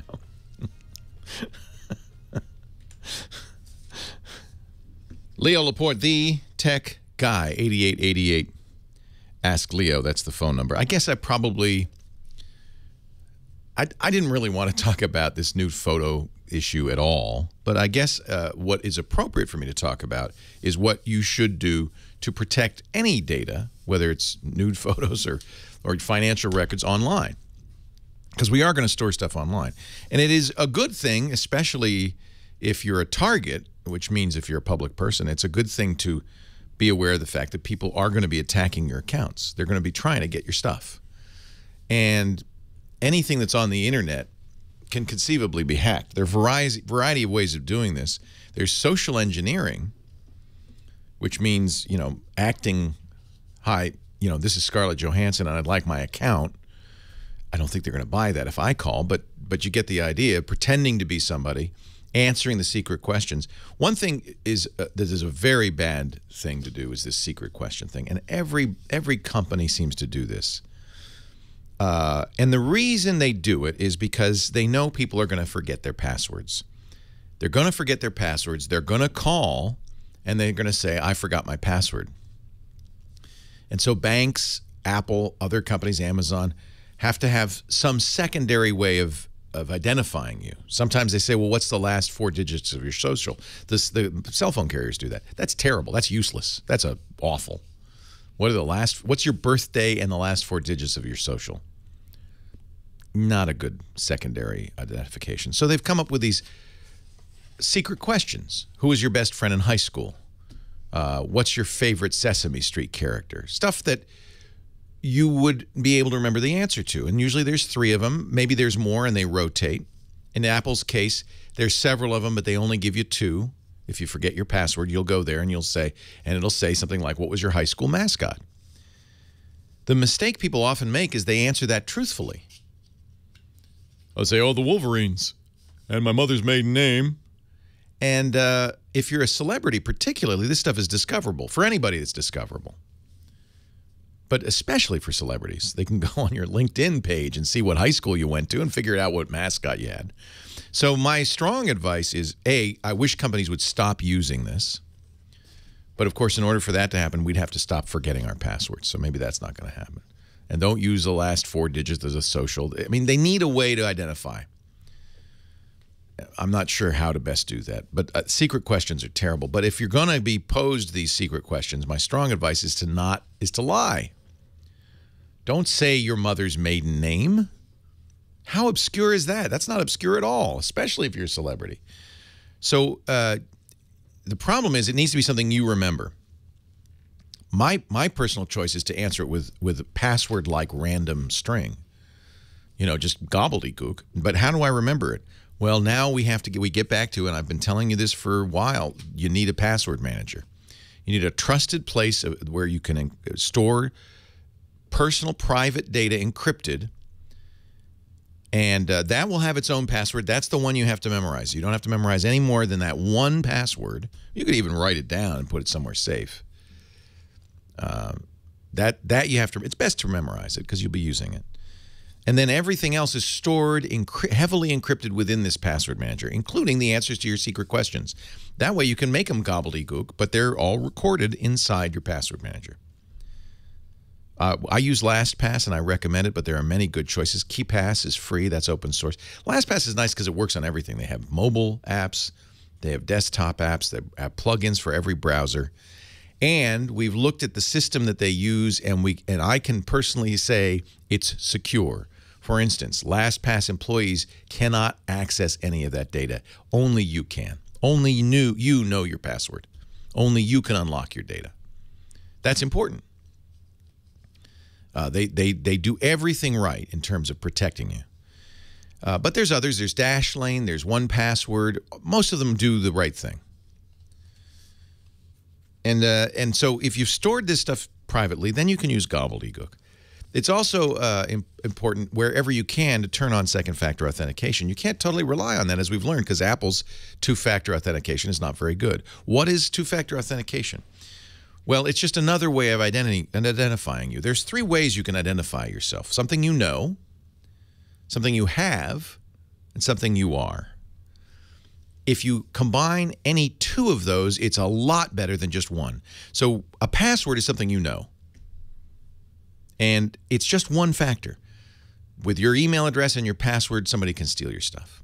So adding a second factor really increases it. In some areas, by the way, they use all 3. They use biometrics. That's something you are. They'll read your iris or your hand or your fingerprint. That's something you are. The second one, something you have, is good too. And that's what most second-factor authentication uses. A dongle, VeriSign, banks, and others use a little... the Bloomberg terminals are a good example. They've really locked those down because they pay a lot of money to get one. And you have a card that generates a 6-digit number every 30 seconds. That card is yours and yours alone. That's your second factor. So you log in with your name, your password, you pull out your card, and you enter in the 6-digit number. That's 2 factors. Something you have, the card, and something you know, the password. Many banks, Apple does this, will text you a 6-digit number. That's fine. That's good. That works well. They'll text you a second authentication password. Turning that on is great. Google does it. Outlook does it. Microsoft, the Microsoft account does it. Evernote does it. Tumblr does it. Facebook does it. In the Facebook case of Facebook, sometimes they'll text you. Sometimes you can launch your Facebook app on your mobile phone, and there's a code generator. Same idea. These work well, and I strongly recommend that you turn it on wherever you can. That will protect you. It's not perfect, and that's the other part to remember. When you put something on the internet, there's always the risk. You can make it a small risk, but there's always the risk others will get access to it. So if you're a target, it'd probably be prudent also not to put stuff on the internet you don't want people to see. But truthfully, that's your right. And I don't want to say that they were in any way at fault for doing that. They weren't. It's just something to be aware of and be prudent about. 8888 Ask Leo. Let's see. I think I have time. We'll start another call, and if we have to take a break, we'll get back to it. Michael's on the line from Buffalo, New York. Hi, Michael. Hi, Leo. How are you? I'm well. How are you? I'm well. I remember you from the Tech TV days, and I rediscovered you while following some former CDAT employees of when they came to Twitch. So, great. Yeah. Thank you for also getting me through some long nights over the last year. My daughter is now 15 months old, and oh yeah, you were up a lot. Hey, hang on, we got to take a break. More of your call coming up. Leo Laporte, the tech guy. No, you're fine, Leo. Oh, I'm fine? I thought I heard the music. It was in my head. Jason says we have a minute left. Well, I'm glad you've survived the first 15 months. The chances are good you'll be fine until she's 12, and then it's all over. What can I do for you? Well, actually, I wanted to start with a quick comment about something. I realize next year we're going to be introducing Windows Threshold into the world. The next version of Windows this spring. And, yeah, and if my math is correct, I believe it's the 30th anniversary of Windows, is it not? I think you're right. I think you're right. No, that's real. Now I hear the music. So happy anniversary, Windows, and we will come back and take more of your call in a bit. Also, Chris Marquardt coming up. Stay tuned. That's bad now. I'm hearing it in my head. We went to a restaurant last night. I'm not going to say the name. They had foie gras. And they can't put it on the menu because it's illegal. So it says, the chef's gift. And we said, what's the gift? Ooh. No, it's another, it's out of town. I know, it's like... Leo Laporte, the tech guy. If you hear the music, you know it's Chris Marquardt time, photo guy, discoverlightroom.com. Chris is a professional photographer, does podcasts on photography called Tips from the Top Floor, and does a lot of great workshops. Also has some great online learning stuff at discoverlightroom.com. Hi, Chris. Uh-oh. Don't hear you. Are you muted? Oh. Well, I'll tell you what. We'll figure out what's going on with Chris, and while we're he doesn't look happy. While we're doing that, let's continue on with Michael in Buffalo. Hey, Michael. Hi, Leo. So your comment was 30 years ago, Windows was it? Is it 30 exactly? That's interesting. I believe so. I thought it was 1985. I think that makes sense. Yeah. The point I was trying to make with that is we all know the vexing nature of Windows 8 with the start screen. And I just thought it'd be a cool feature, and I'm sure Microsoft doesn't care anything about my comments, but I just thought I'd throw it out there anyway. It'd be cool if they would introduce almost like a theme or something that would go into Threshold that would allow you to skin the desktop environment to bring back, also celebrate old start menus, old wallpaper. They of did Windows that 95 with XP. Remember with XP, they had the classic mode. That's true. And it would, instead of the Fisher-Price colorful buttons and interface, which I did not like in XP, it would skin it to be gray bar. It looked like Windows 2000, and I thought that was nice. And that's a very good idea. There's no reason. It's software. They can't do that. I'll tell you why they didn't do it. They wanted to push people along. They didn't want people to use the classic interface. And they've learned their lesson, haven't they? Absolutely. You cannot tell people what they like. Yeah. And they've done this before. The ribbon, and by the way, it was the same person, Steven Sinofsky. The ribbon change to Office was widely hated. And you could turn that off. But I think Sinofsky thought, you know what, we're going to go forward. We want people to get used to a touch interface, full-screen apps. We're going to make them use it. And Microsoft early on with Windows 8 had a real commitment. No, you're not going to have a start menu. And they backed down because what's happened is it's hurt their business. And it cost them their CEO and Steven Sinofsky, both of whom have been summarily dismissed. Sure. So it was a painful thing. Yeah, the end of this month, we'll see the first beta tests for Windows 9 or Threshold, and it should be out publicly in the spring. There's even rumors Microsoft might give it away. And that would be really nice. Yeah. But, I just thought they could have some fun with it and even redevelop some of the old wallpaper that was included with the older versions. I love that idea. Just not only to make people comfortable for those that are living in the past and don't want to embrace the new, but also as a celebration of the 30 years of Windows. Right. Anyway. But and you know, Microsoft's always done this. Microsoft's always provided support for older versions of apps and so forth. Why not? That's a great idea. I love it. So that nostalgia. I'll call my friend Satya Nadella, the CEO, and say, "Hey, Satya, got this great idea." Very good. I'll give you credit, Michael. That nostalgia leads me to my question. So, retro gaming is something I enjoy. I have an old Atari 2600, an old Nintendo Entertainment System, and I was about to unearth some old 5 1/4 floppies that I've had laying around, and I'm sure there's a. Isn't it funny? I think we're like baby ducks. We get the image of our first games burnt in, and we just love them. We never give them up.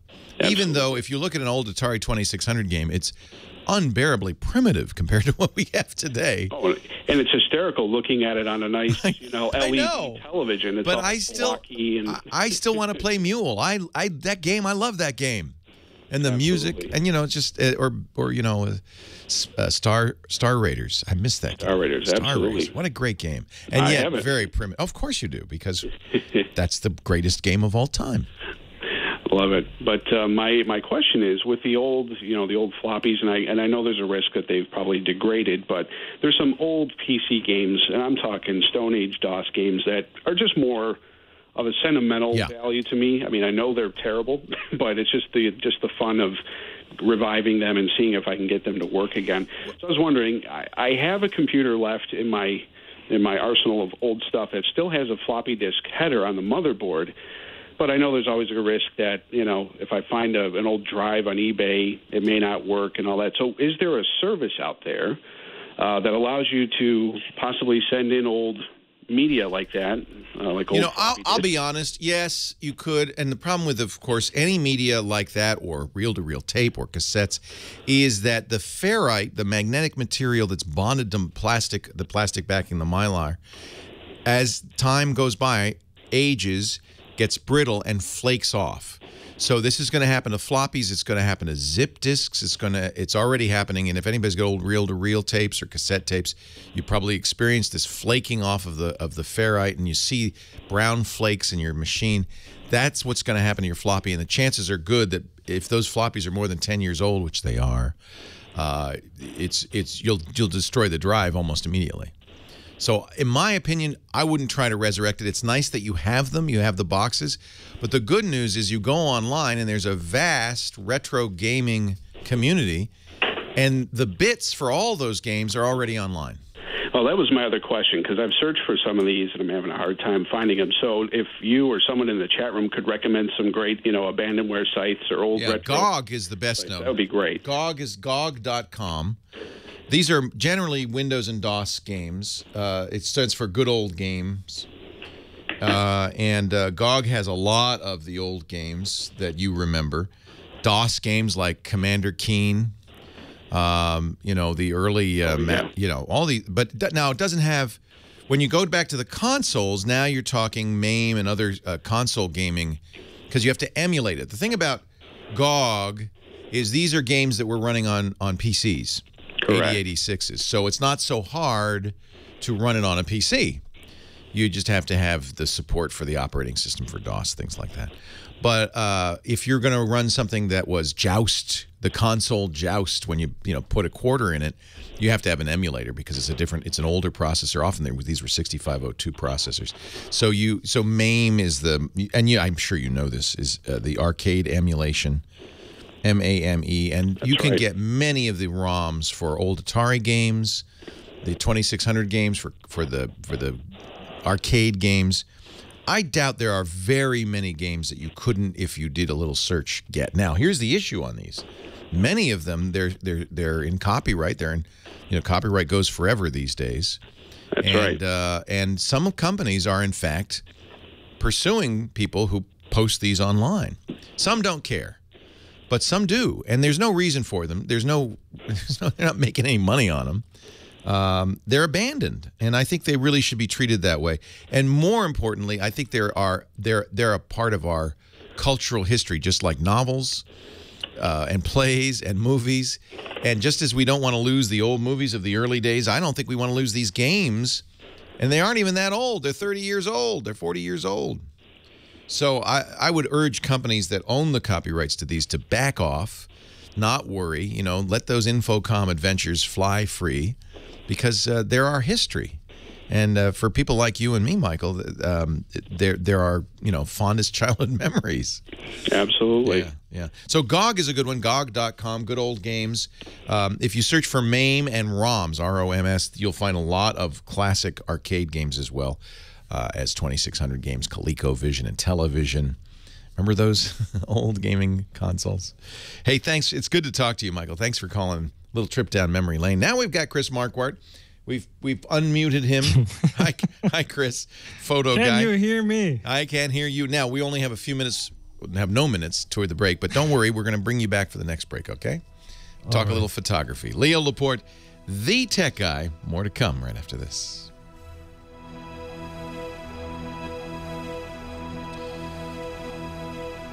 No, that's the cool thing. I did not have to cross the state line. So I don't know if it's a loophole or this restaurant is living on the edge. But it's not. It was my cat's fault, by the way. What? Your cat knocked you loose? Oh, no, the cat. We were gone over the weekend. The cat peed behind my desk. It didn't like being locked inside. How'd you find that? I had to, well, you smell it and then you search for it. There's a little short circuit. No, I had to go behind the desk and clean up, and I must have jiggled the cable or something. I don't want to know. Oh. No details. No details. No details. I got a Nikon camera. Oh, what did you take? What, did you get a no, new you know what I camera? got? I did get a new camera, and I'm really glad I got it. Which one? The A7s. A7. So remember, we talked Nikon before about A7S? Sony A7s. Oh, Sony. Remember, we A7S. talked about the Okay. A7 and A7R, and I foolishly bought an A7R because it's the same sensor as the D800E, the Nikon, and Yes. blah, blah, blah. But its controls were not great, and there was a big chunk when you took a picture and stuff. And Sony has fixed those problems in the A7S. So does S stand for silent? It's silent. I can take a picture. It's for street photography. No one knows. But just so you know, it's still full frame, but it's only 12 megapixels. It's a third the megapixels of the R.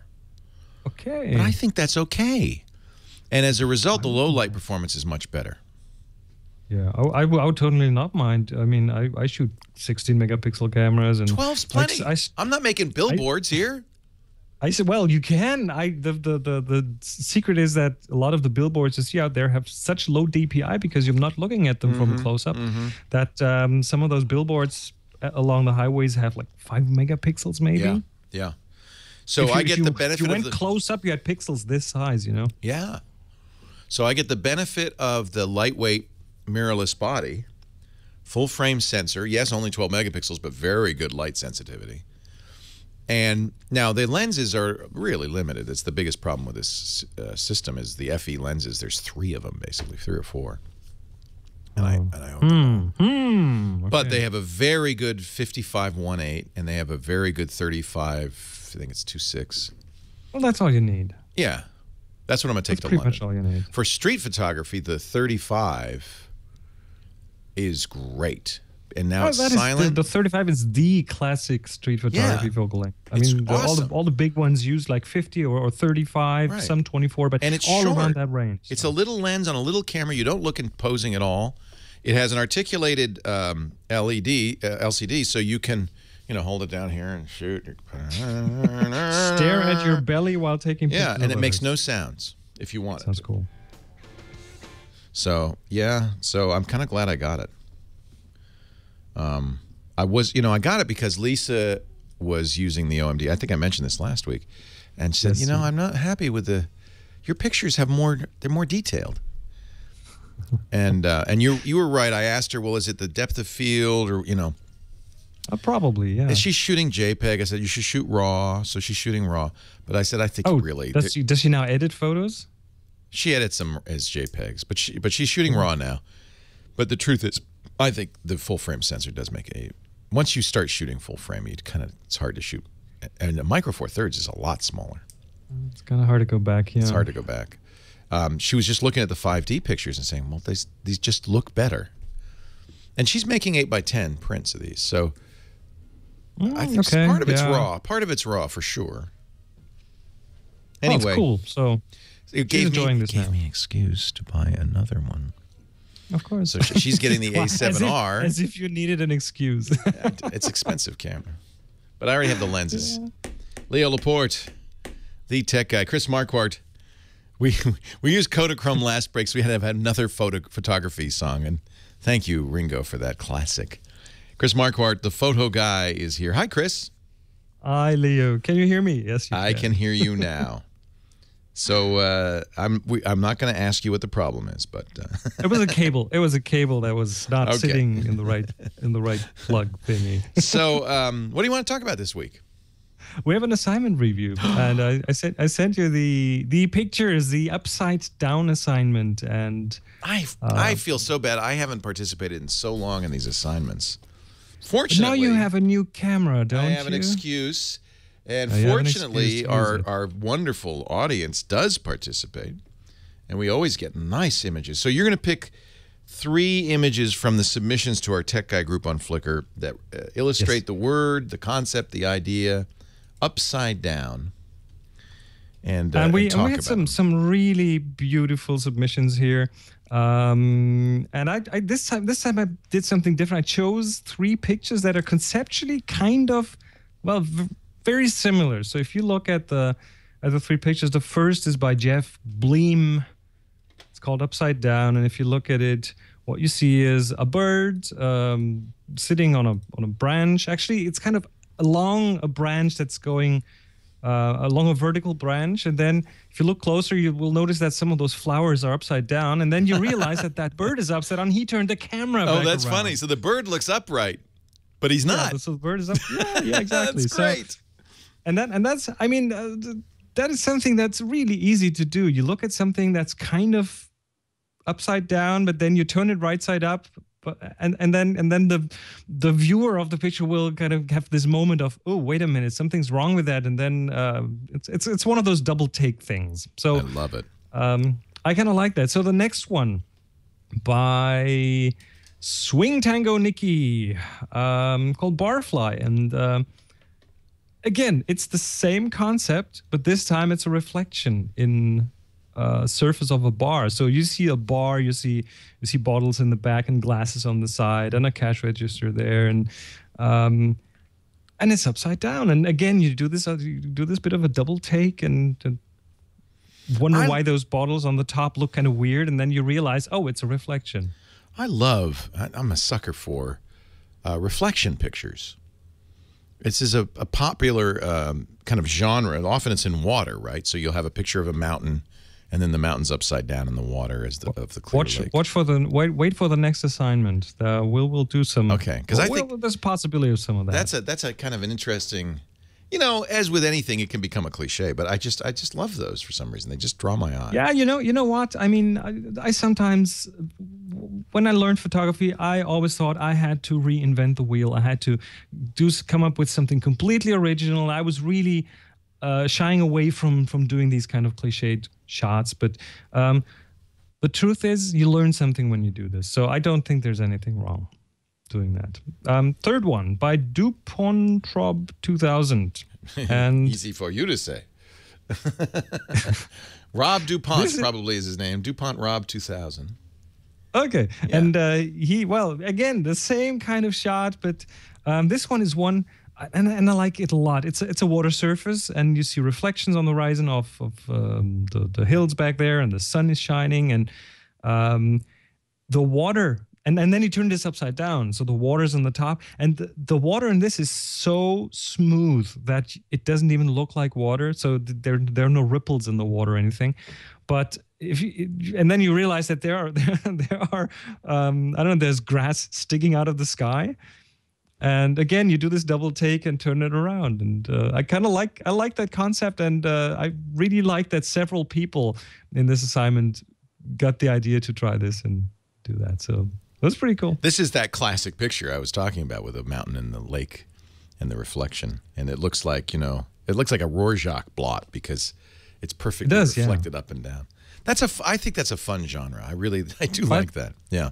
By the way, speaking of the community, Renee Silverman, our mod, sent me an email and asked me to point people who go there to the discussions, because they have these little threads running there with pictures that are outside of our assignments. So they do their own assignments if they get bored in between our assignment reviews. And one of them is called Show Me Your Moon. Oh, yeah. I'm not going to go into any detail. Well, yesterday was Look at the Moon Day. Did you know that? Yes. So that's perfect, yeah. So whoever is going to participate in there, go in there. It's at flickr.com/group/techguy. And in there, you'll find a discussion under the discussion thread. We should mention it's free to join Flickr. It's a Yahoo photo sharing site. And it's really, really good. A lot of pros use it. A lot of us who love photography use it. And now they give you a terabyte of storage for free, which means you can put all your pictures up there. And there is a group called Tech Guy. And if you join that group, you'll know it's our group because you'll see 11,000 members. And, you know, you'll see my picture. Renee Silverman's the moderator. Renee will welcome you in. And she's just great. She does a great job with our group. And, yeah, this is more than just the weekly or the monthly photo review. There's a lot of stuff in there. It's wonderful.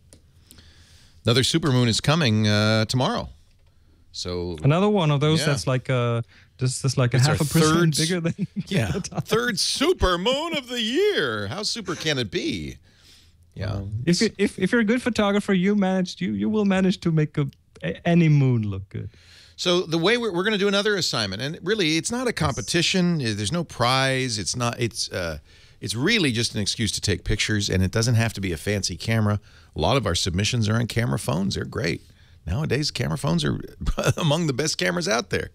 But you do need to join Yahoo if you're not already a member, and you need to join our Tech Guy group. And then and of course, you need to know the assignment. Renee will tell you if you don't remember, but what is the assignment?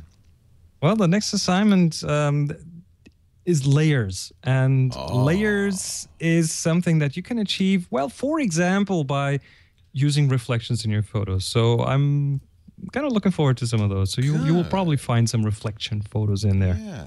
Layers. We will put links to the group and to all the photos submitted, and, of course, the 3 that Chris picked to review on our show notes at techguylabs.com. And, in fact, James, I'm sending those out to you right now, so you can add those to the show notes. And I encourage you, every week you can upload a new picture. Just make sure you put layers in the tag when you upload it to the Tech Guy group, so we'll know it's your submission. About a month from now, Chris will review 3 of our photos, and I think it's a lot of fun. So, layers. I'm gonna do it this time. You know, I'm going to London in about 3 weeks, so I'll use this as I'll do some London layers. All right, cool. Whatever that is. Sounds good. Chris Marquardt, thanks so much. DiscoverLightroom.com. He's our photo guy. Joins us every week. Take care, Chris. Absolutely. Yeah. Our website, as I mentioned, is techguylabs.com. That's where you can go to find the link to the Flickr group, all the photos we just talked about, and a lot more. Back to the phones we go. Dan is in Temecula, California, our next caller. Hi, Dan. Good morning. Good morning. I have a question on Adobe Reader. Yes, sir. Is there an alternative program for doing PDFs? No. In fact, I don't recommend Adobe anymore. There are a lot of free, good alternatives. One of the reasons we stopped recommending Adobe Reader, even though everybody has it, is because everybody has it. And that's what bad guys have realized. And so they are attacking flaws in Adobe Reader to get malware on your system. Since Adobe Reader launches on most browsers automatically when you go to a website that has a PDF, that's a real security vulnerability. It's done it automatically. So I like Foxit, Qt FTP. In fact, you know what we're going to do for you, because there's so many of these, is we'll put a list in the show notes at techguylabs.com. Many browsers have built-in readers. If you use Google Chrome, it has a built-in PDF reader, and you don't really need it. And, of course, Google Docs can handle PDFs very nicely, so you can store them there. A lot of people like Sumatra PDF. That's free and very lightweight. Adobe is kind of the leader of the pack because they created the portable document format, PDF format themselves. But what they did, which was great, is they put it out in the open. They said anybody can make PDFs and read PDFs. So there are a lot of alternatives. Adobe sells a reader, which is just that. All it does is allow you to open and look at PDF files. And the reason people use PDF is, well, there are various reasons. One, because the document, it's essentially a picture of the document. So even if you don't have the fonts, that document's going to look as it did on the original computer. But also, it's used in legal applications because you can't modify it. So it's often, that's how contracts and so forth are disseminated. We'll put a whole list at techguylabs.com. Leo Laporte, the Tech Guy.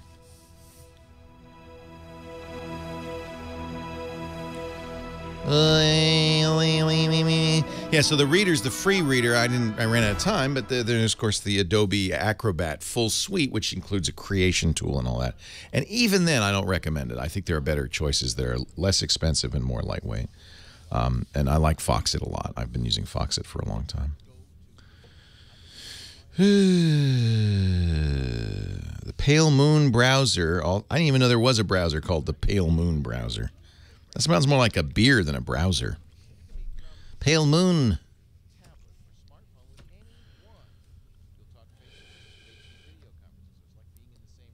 Yeah, and that's another reason I don't recommend using Adobe, because these other guys make compatible PDFs. Of course, if you're on a Mac, you already have Preview, and that does it too. So.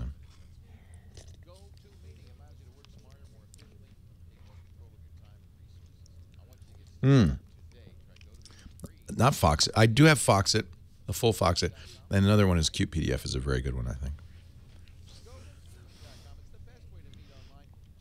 Pale Moon is a built-in. It's a it's a Firefox port. Interesting. And this Windows 8 no longer needs a reader. That's good. I shall, and I apologize for not reading it sooner, Dr. Mom. I've been taking the day off, eating foie gras and the like. That's the website I purchased the full Foxit. The reader's free, but I purchased the full Foxit PDF creator.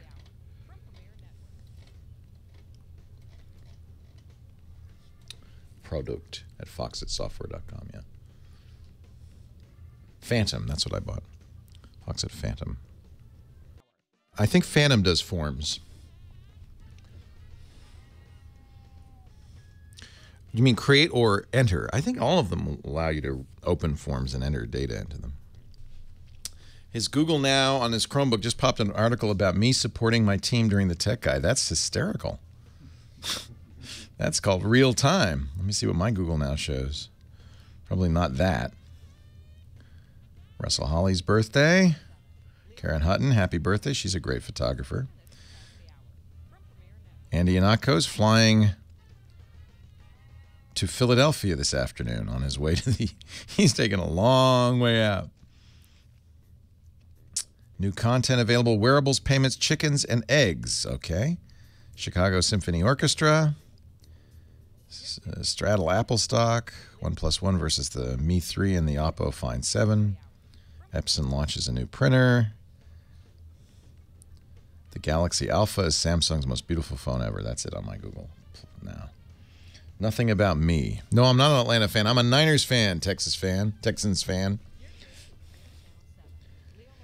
No, I'm not going to be doing anything from London. Lisa won't even let me do a meetup. We're just going to... Well, I said, you know, watch my Twitter, because if we end up in a pub one evening, I might tweet that we're in that pub. She's right there. Oh, my God. Do you think she heard you? No, she went home to watch the game. Oh, no, she's right there. The lights, Wait, the if lights the Niners are are on, she's not listening to you. So, well, the Niners are on in 20 minutes, so. Yes. Bum bum bum bum bum bum bum bum bum bum bum bum.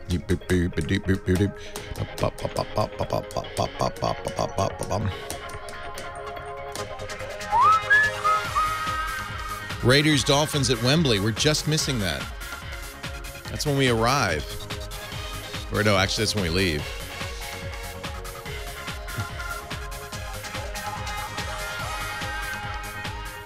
Well, hey, how are you today? Leo Laporte here, the tech guy. Time to talk about, you know, computers, that kind of stuff. Smartphones, home theater.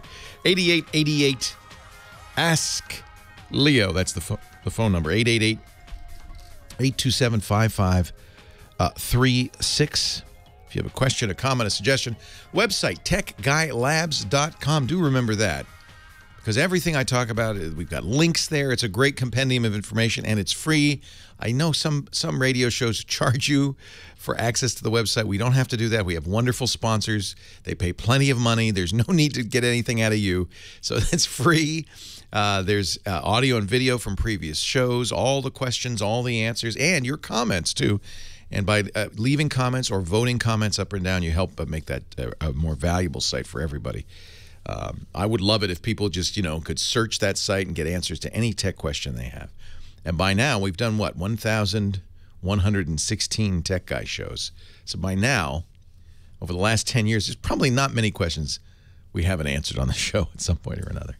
And by the way, I say we, not as the royal we, not even as you and me, Heather, but we, the audience, because a lot of times, a good percentage of the time, I don't know the answer, but the chat room does.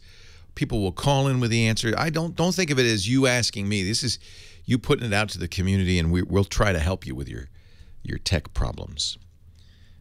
So that's why I say we, not the royal we, but we, the people. Louis or Louie in Los Angeles. Hi, Louis. Leo Laporte, the tech guy. Hi, Leo. How you doing today? I'm very well. Thanks for calling. How are you? Oh, just fine. Thank you. Yes, Leo, I want to congratulate your wonderful sister, Heather, for doing a beautiful job. She's not my assistant. She is my cohort. Okay, I my compadre. She does do a great job. Thank you. Yeah, she's a great call screener. Absolutely. Well, you're welcome. Yes, I have a twofold question on domain. Yes. And one of them is a hypothetical, and the other one is about a company that you spoke of as far as a domain seeker could go to that they would be able to own a domain. Yeah. So let me deal with the hypothetical first, if I may, please. Well, instead of making it too hypothetical, give me your situation. I can help you specifically. I mean, you can be hypothetical if you want, but what would you like to know? Okay, what I'd like to know is I want to seek a domain name, and I would want to know is, do you think I would be able to get a domain name that's saying, like Camping in America, or do what I need to say, Camping in America with Lewis? Well, that's a great question. All right, that's a great question. So it sounds like you want to do a website that's about camping, and you want to get a domain name. So the first thing to understand is how this domain name system works. Okay. When your computer goes to a website, it doesn't go to a name. It doesn't go to Camping in America. It doesn't go to Yahoo. It goes to a number. So in effect, the domain name system is like a big phone book where when you enter in yahoo.com, your browser, without you even knowing it, and does it very quickly, so it's kind of transparent, queries first your computer, then your router, then your internet service provider.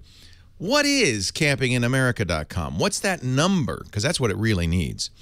If the internet service provider doesn't know, and the computer doesn't know, and the router doesn't know, and the browser doesn't know, then it will go higher up the chain, all the way up to the top 13 top-level domain name servers. There's only 13 of them worldwide. When you register a domain, you're going to a company that has been chartered by a group called ICANN. ICANN stands for the Internet Corporation for Assigned Names and Numbers. ICANN charters something called registrars, almost always private companies, where you can say, I want to buy campingwithlewis.com. They make sure that nobody else has that. They will, for a fee, usually a small amount of money, $10, $15 a year, register that for you. They send it on up to the chain. Eventually, it gets onto the master phone book that's kept on these 13 top-level domain name servers. Now, once it's on them, remember, the first time somebody goes to campingwithlewis.com, their browser doesn't know, their ISP doesn't know, it's brand new. They go all the way up to the top-level domain name servers. They go, yes, I know, he just registered that. That number is 192.168.1.1. They pass that phone number down. And the way this system works is so clever, is that everybody along that line receives that information and stores it themselves. They cache it. So now your browser remembers, your computer remembers, your router remembers, your internet service provider remembers, and they will remember for a certain period of time. It's called the time to live, or the total amount of time that a domain name is good. Usually it's around a day, sometimes more. So as people ask for a domain, that information, the actual number assigned to that domain, propagates out through this system. It's a very clever system. And that way we all can agree, and there are no duplicates, and that's really important. It's the same thing with the phone system. You can have but one phone number anywhere in the world. Your phone number is your phone. No one else can have that number. But of course, the way that works is there's a country code, there's an area code, there's an exchange, and then there's a 4-digit number. And with all of those possibilities, it's possible for everyone in the world to have a unique phone number. Same thing with internet domain names. There's enough information there that everybody can have their own number. So how do we know if I can get a domain name? Well, you go to one of those registrars. These are companies that ICANN has approved to buy and sell domain names and assign them. There are lots of these companies. In fact, Google has just started doing this. A lot of companies do it. One of our podcast sponsors is a great one. I'll recommend them because they're a sponsor, and I love them. It's where my domains are. It's Hover, Hover.com. But there's lots of others. But let's say you go to Hover.com. The first thing you're going to do, Lewis, is say, well, let me try camping with, try the name you want. In fact, in most cases when you go to this site, you don't even add a .com. You just type the name. And then they'll say, well, .com is available or not. .net is available or not. You'll notice there are lots of new domain like .club, .ninja, .guru. There are more of these because ICANN has loosened up the rules on this. So the chances are pretty good you can get what you want. And one of the reasons they did that is, frankly, all the .coms were taken. There are no available 2- or 3-letter .coms. Most of the 4-letter .coms are gone. And then many of the sensible .coms are gone. That's why you start seeing companies with weird names like Yahoo and Google, because it's. Well, I remember and this was back in 1994 when we started a TV show for MSNBC. We wanted to have a website, and nowadays, if you start a company, you're going to see: can I get the domain name? Can I get is anybody? Not only does anybody have it trademarked, but does anybody have the domain name? We ended up calling the show The Site because we could get THESITE.com. That's really the reason we named it that. It was a terrible name, actually. but that's why we had it, because we had the domain name. So it is a very good idea. You know what? Even, I'll tell you, before you name your kids, it's not a bad idea to think about that. If your name is John Smith, nobody's ever going to be able to Google you and find you. So not a bad idea if you name your kids to not only find a relatively unique name, but to register the .com that goes with it. My daughter has AbbieLaporte.com. My son has HenryLaporte.com. I registered both their names so that nobody else would have it. That's another thing to keep in mind. So it's not just and it's certainly true for companies. If you're going to go in a plumbing business, you want to make sure that no one else has your trademark. It used to be, well, no one in the area has that name. Now you want to make sure not only does nobody in the area have that name, but nobody's got it on the internet all around the world. So campingwithlewis.com, I don't know. Check. Go to hover.com or somewhere like it and see what you can get. Leo Laporte, the tech guy. Once, if somebody were famous named AbbieLaporte.com, she still wouldn't be able to get that name. I am famous. I'm really famous, and I can't get Leo.com. Some guy has. Or LeoLaporte.com, for that matter. And it's not like you can go and say. Now, if it's a company, you can. There's a trademark resolution. If you have a company trademark, there is a trademark resolution process. And that's where ICANN will say, well, we think McDonald's.com should go to McDonald's Corporation, not Old McDonald's Farm, like that. No, Lisa's here. The game is in Dallas. We're going next week. Next week's when we're going to the game. So I'm going to record on Saturday. I'm going to record. That's right. The last hour of the show because the bus leaves at 1:45. Right. Party bus. So I'm going to do I will do the churn at 1 live on next Sunday, and then I'll leave. But we'll have pre-recorded the last 3 segments of the show. Right. And you can leave too. With Kim Schaffer. Oh, you won't be here. It'll be Kim. Kim will be here. Okay. I'll be at a wedding. All righty. And I may be going to that wedding alone now. Oh, not another one. I know. Was this a new one that didn't work out? Or was this the old one? What did we call him? Mr. Allright? Really? Mr. Allright didn't work out? He's on such incredibly thin ice. You can't He's in even the penalty detect box? it. It's unbelievable. What did he do? I hope he tuned in. What is he doing? Wait a minute now. This is good. We are going to all learn from this what not to do. Did he comment on your shoes? Shocking. I can't even say it out loud. That bad? Yeah. Thin ice hell. I think you should boot him. Leo Laporte, the tech guy. 8888. Ask Leo. The website is techguylabs.com. Clark is on the line. You are very patient all the way from Puerto Rico. Hi, Clark. Hi, how are you, Leo? I'm great. Thank you so much for holding on. Yeah. Hey, I have a question. So I just got my this HTC One phone. Nice. You got the new one, the M8? Yeah. Nice phone. Beautiful phone. It's pretty wicked, yeah. Well, the thing about it is that, of course I start fiddling around with it and all that nonsense. And so in my app drawer, you can slide it across and you go through all your apps and then your widgets appear and you can go through all your widgets. Yeah. Well, somehow when I was fiddling around with it, my widgets disappeared. I mean, it's still around, like ones that I put onto my desktop. So you open the app drawer and then you go to the widget section and there's nothing? Yeah, there's not even a widget. There's no longer like a widget tab, to switch over to the widgets. Huh. It's gone too. Well, that doesn't sound right. I stumped you. Yeah, well, you broke your phone, my friend. You broke it. I don't know I don't know.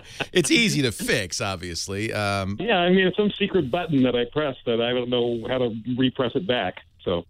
You're using the stock HTC Blink launcher and all of that? No. Well, when I go back into the Blink launcher, they don't appear, but I'm actually using another. Okay, because the launcher does change that behavior. The launcher, whether you're using Nova or Apex or whatever. Right. I'm using Nova, but it was working in Nova also. And then when I switch back to the Blink, they're not there also. Yeah, I don't think there's a setting that says don't show me any widgets. No, I couldn't find one. Yeah, no, I don't think so. I think you're going to have to, unfortunately, do a factory reset. I hate to say that because, it's a pain.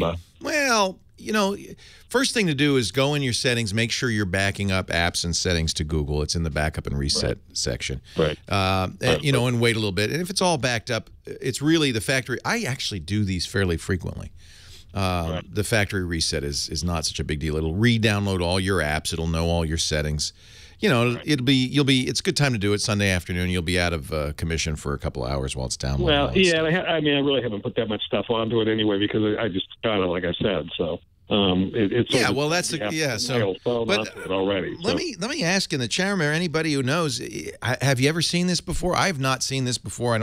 I know there's not a setting to do it. Okay, somebody in the chat room said, yeah, it happened to me.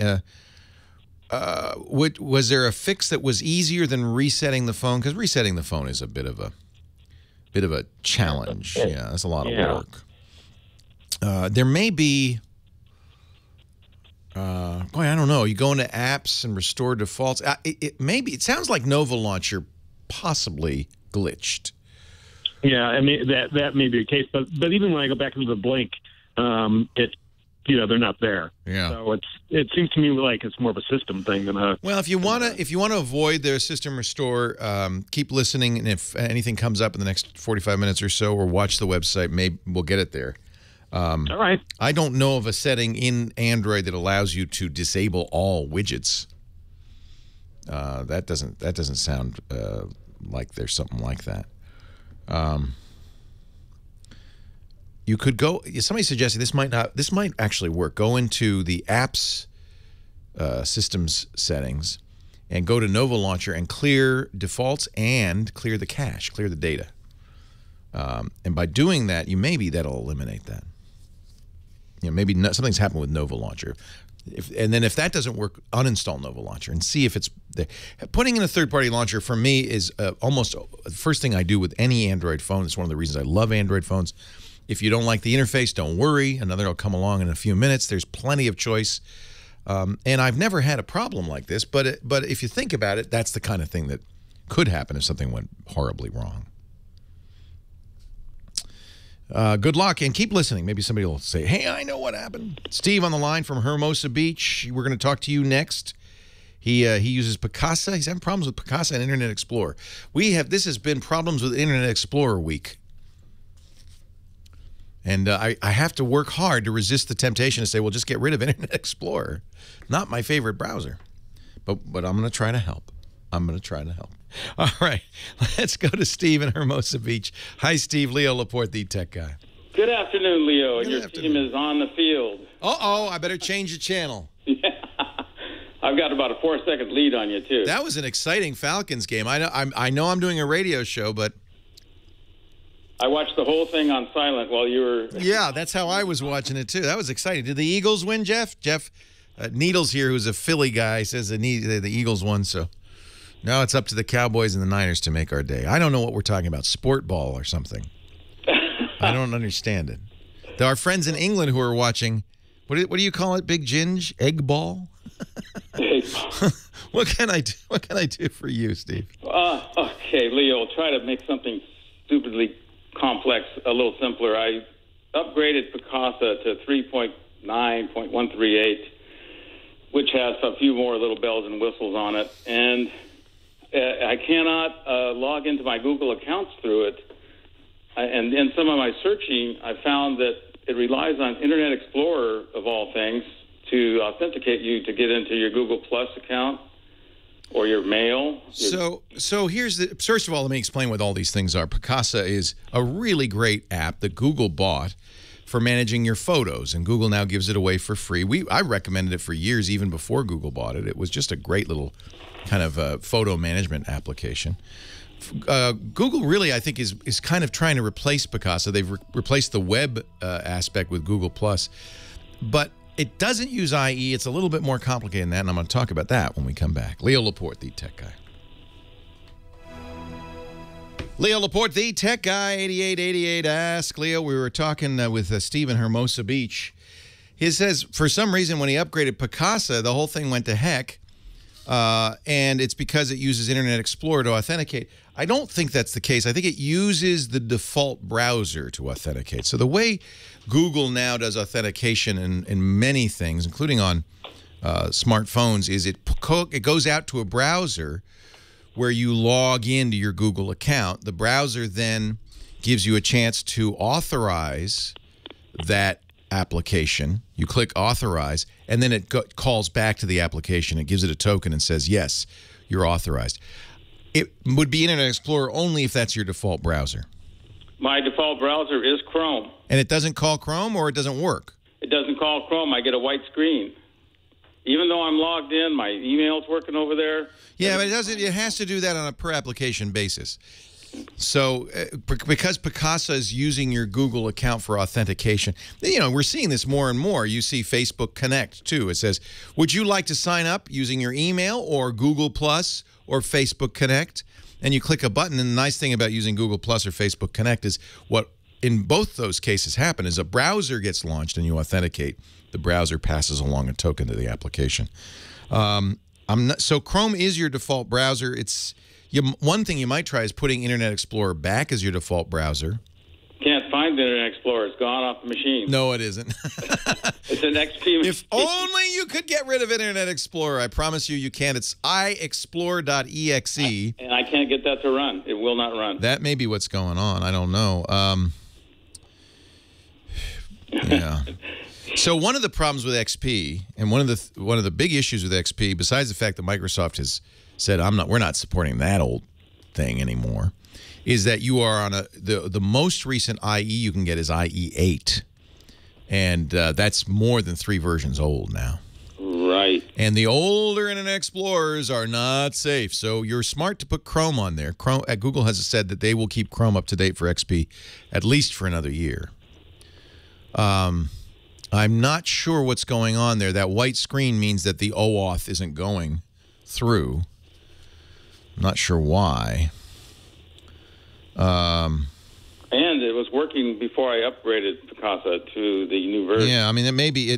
Normally, I would say that's a coincidence, but in this case, it may be related. It may be, you're on an unsupported operating system, and maybe Picasa does not support XP anymore either. That's what I'm thinking. Now, I think it might be time to say goodbye to XP. I just want to do one more upload. One more. I'm done. By the way, they're telling me even Microsoft won't allow you to update to IE8. It'll work, but Microsoft will make you stay with IE7. So it's just messed up. I would try going into the browser, clearing the cache and history from Chrome. It should work fine with Chrome. It doesn't require IE8, to my knowledge. It just requires a browser that can do the authentication. All right. Well, I'm going to give that a shot, and I'll keep an eye on it. Yeah. And you do have Internet Explorer. I'm sure I guess you can remove it, but it's non-trivial. You would know if you didn't have. Is this a machine you got from somebody else? No, this is an oldie but a goodie. Yeah, I mean, maybe it got somehow messed up, and that could be part of the problem here. But you cannot get rid of Internet Explorer. It's so tightly wired into Windows. Search for iExplore, not with an R, just iExplore.exe. It should be in your programs folder, and if you don't see that, then yeah, maybe something's wrong with Windows. If you have an XP disk, you could repair it. It's kind of like getting that old Model T working, isn't it? Does the crank go to the left or the right when I'm starting it up? It's not that old, really, and I completely sympathize with anybody who has an XP computer and wants to keep it going. It does sound like something's messed up. Something's messed up. Don't know what, though. Dave in Chatsworth, California. See, Microsoft stopped supporting XP, but apparently I'm still supporting it. Hey, Dave. Hi. Hey, since I can't afford a new car, yes, I want to get a backup camera that has infrared and at least ideally 180 degree scope. And Amazon has them from like $250 to like $39. The $250 is everything you need. Yeah. Yeah, you know anything about those? Are they? I have never used them. We've talked about them on the show before, and people have said they've used them. Mounting it is part of the problem. You have to mount it on your license plate holder, I guess. Or yeah. I mean, because that's in a car that's got a backup camera, it's kind of mounted into the hood. I don't have any experience. Anybody in the chat room want to say yes or no, yay or nay? Which brand were you looking at? I just went to Amazon and tried to find infrared and 180 degrees, and then I had to take some of that off. And the first one that pops up is it's a monitor and kit, and it's $250. Yeah, which is a lot cheaper than having to upgrade your car to $4,000. Yeah, no, I agree. And having a backup, I tell you what, I don't think I could drive a car without a backup camera anymore. Yeah, it's too much of a mystery what's behind me. I can't turn around that much. I'm paralyzed. Yes, I can't.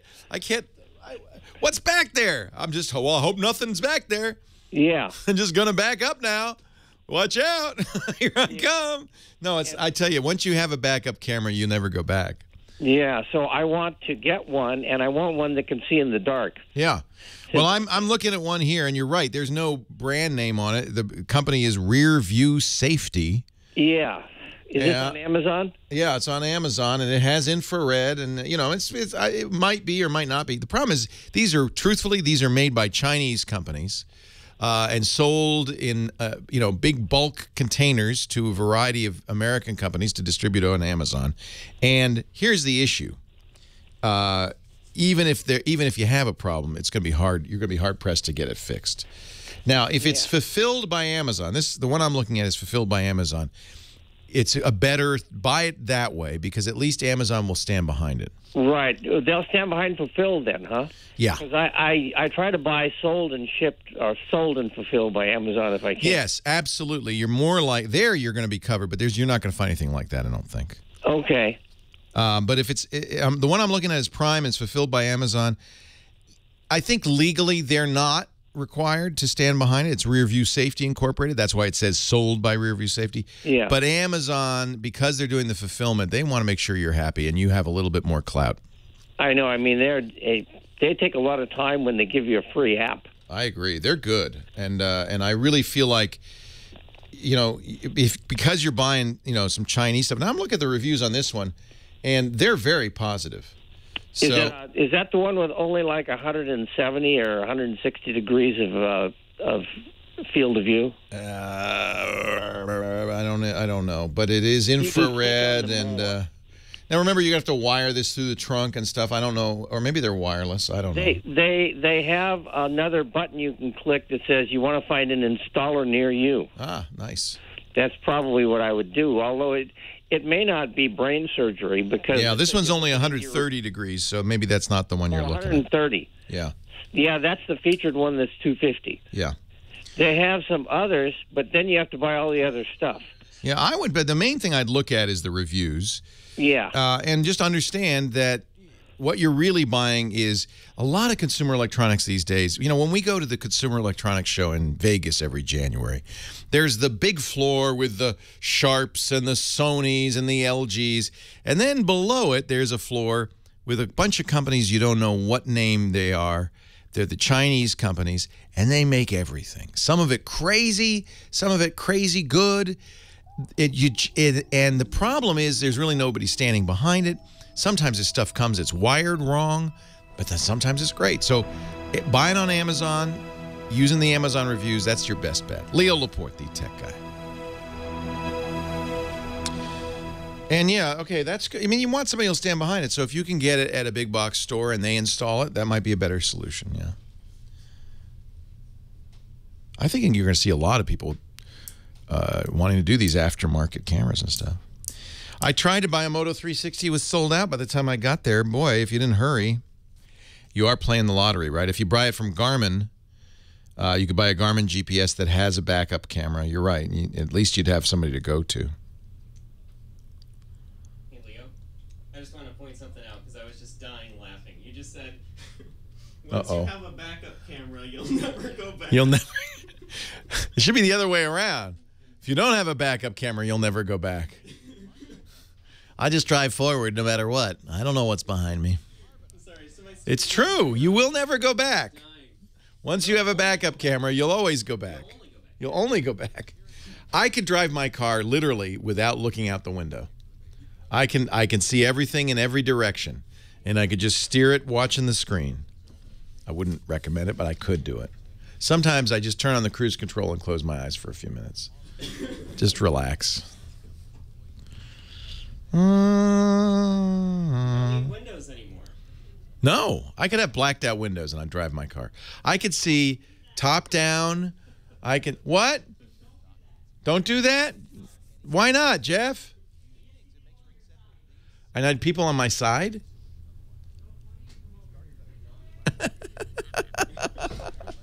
Burke and Jeff don't get along so good. They're kind of fighting. They're the Bickersons. Okay, thank you.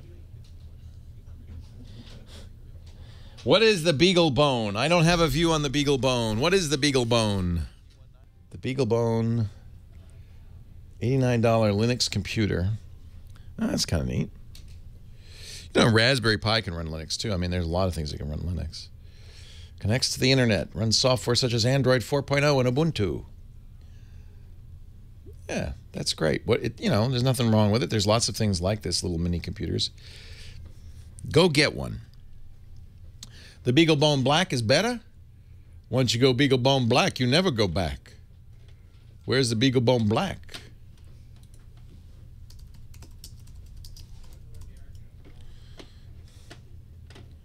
Ooh. Ooh, even better. It's a gigahertz Cortex A8. Oh, it's a nice processor. That's pretty sweet. That is pretty sweet. That looks cool. And how much are they? Let's get it from Adafruit. $55. Wow. With Debian pre-installed. That's pretty cool. If you like the BeagleBone Black Rev B, you'll love the BeagleBone Black Rev C. 512 megabytes DDR3 RAM. Gigahertz Core A8 processor, micro HDMI, USB, 10100 Ethernet. 4 gigs of storage. Huh.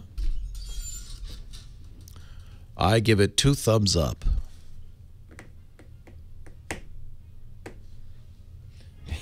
Baby got BeagleBone back. Hey, thanks to Nathan Staten, our musical director, for keeping the tunes spinning.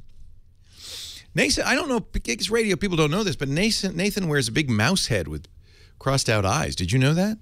While he's spinning those discs? He does.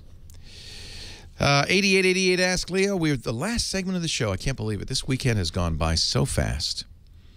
I'm going to go post some nude pictures of myself on the internet, and I'll be back next week with more. Adam in the Bronx. Hello, Adam. Hi, Leo. How are you doing today? I am well. How are you? I'm pretty good. I had a quick question regarding something I think that's actually that a lot of people do. So over the years, I've generated a lot of passwords for all the different, websites or even checking accounts I use and stuff. And I found it easy to just put them in my notes account on my iPhone, which I know is really unsecure because if someone takes my iPhone... Well, not only that, but your notes uploads to the iCloud, right? Right. And I know... Unencrypted. Most people I know do this. And most people I know just put all their passwords... Oh, yeah. My mom, when she came out last year, had a text file on her desktop called passwords.txt.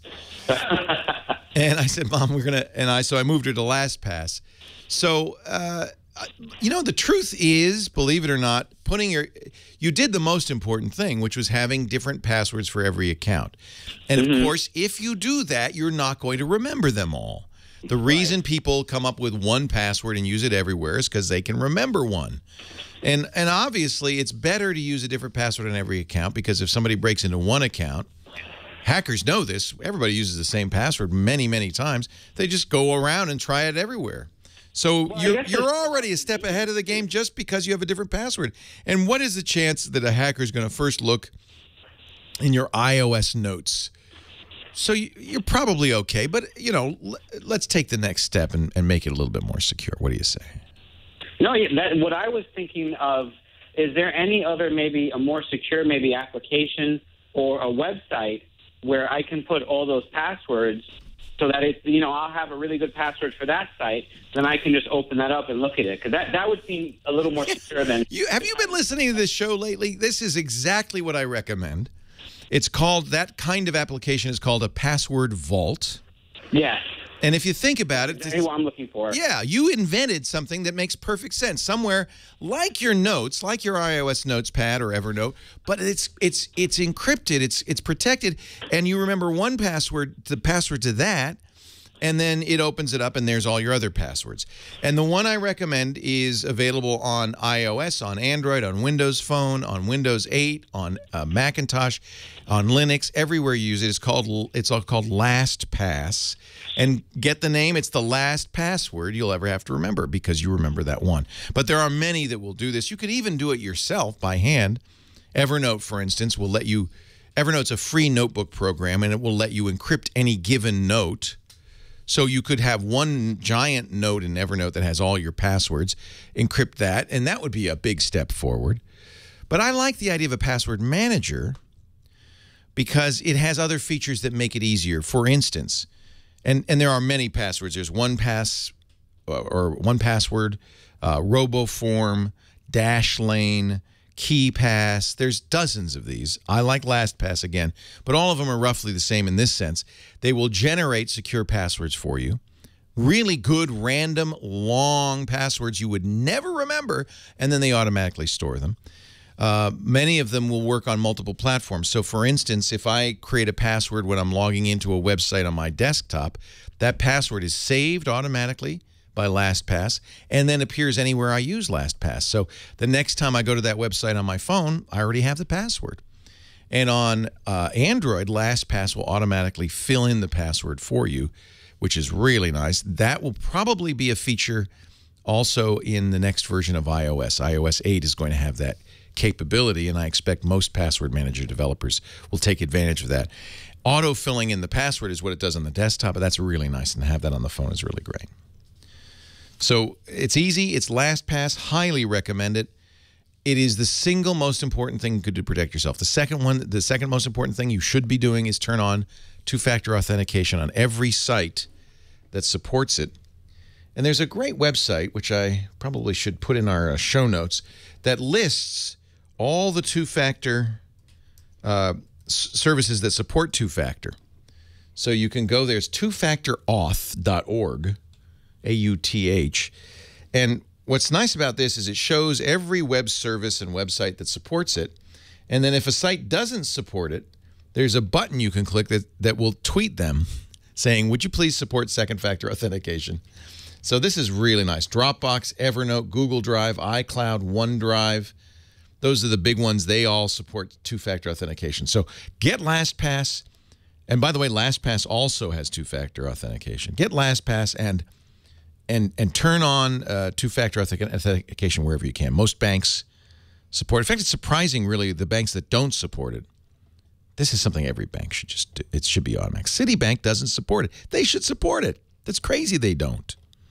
Every financial institution should support it. Second-factor authentication. It means you give them a password plus a code that's texted to you. And it just makes it so much more secure. Sue is in Running Springs, California. Are the springs running, Sue? Oh, yeah. Thunder and lightning. Oh, dear. What can I do for you? It's time for me to break down and buy another phone. Your timing is good. This is the season where all the new phones come out. Well, I have a Razr phone. All right. Still. All right. Can't get a battery for it or find one. It's all taped together. Yeah, it's time for a new phone. It's time. So the good news is that because you've had this phone for a long time, you'll probably get a inexpensive upgrade from your carrier if you're going to stay with them.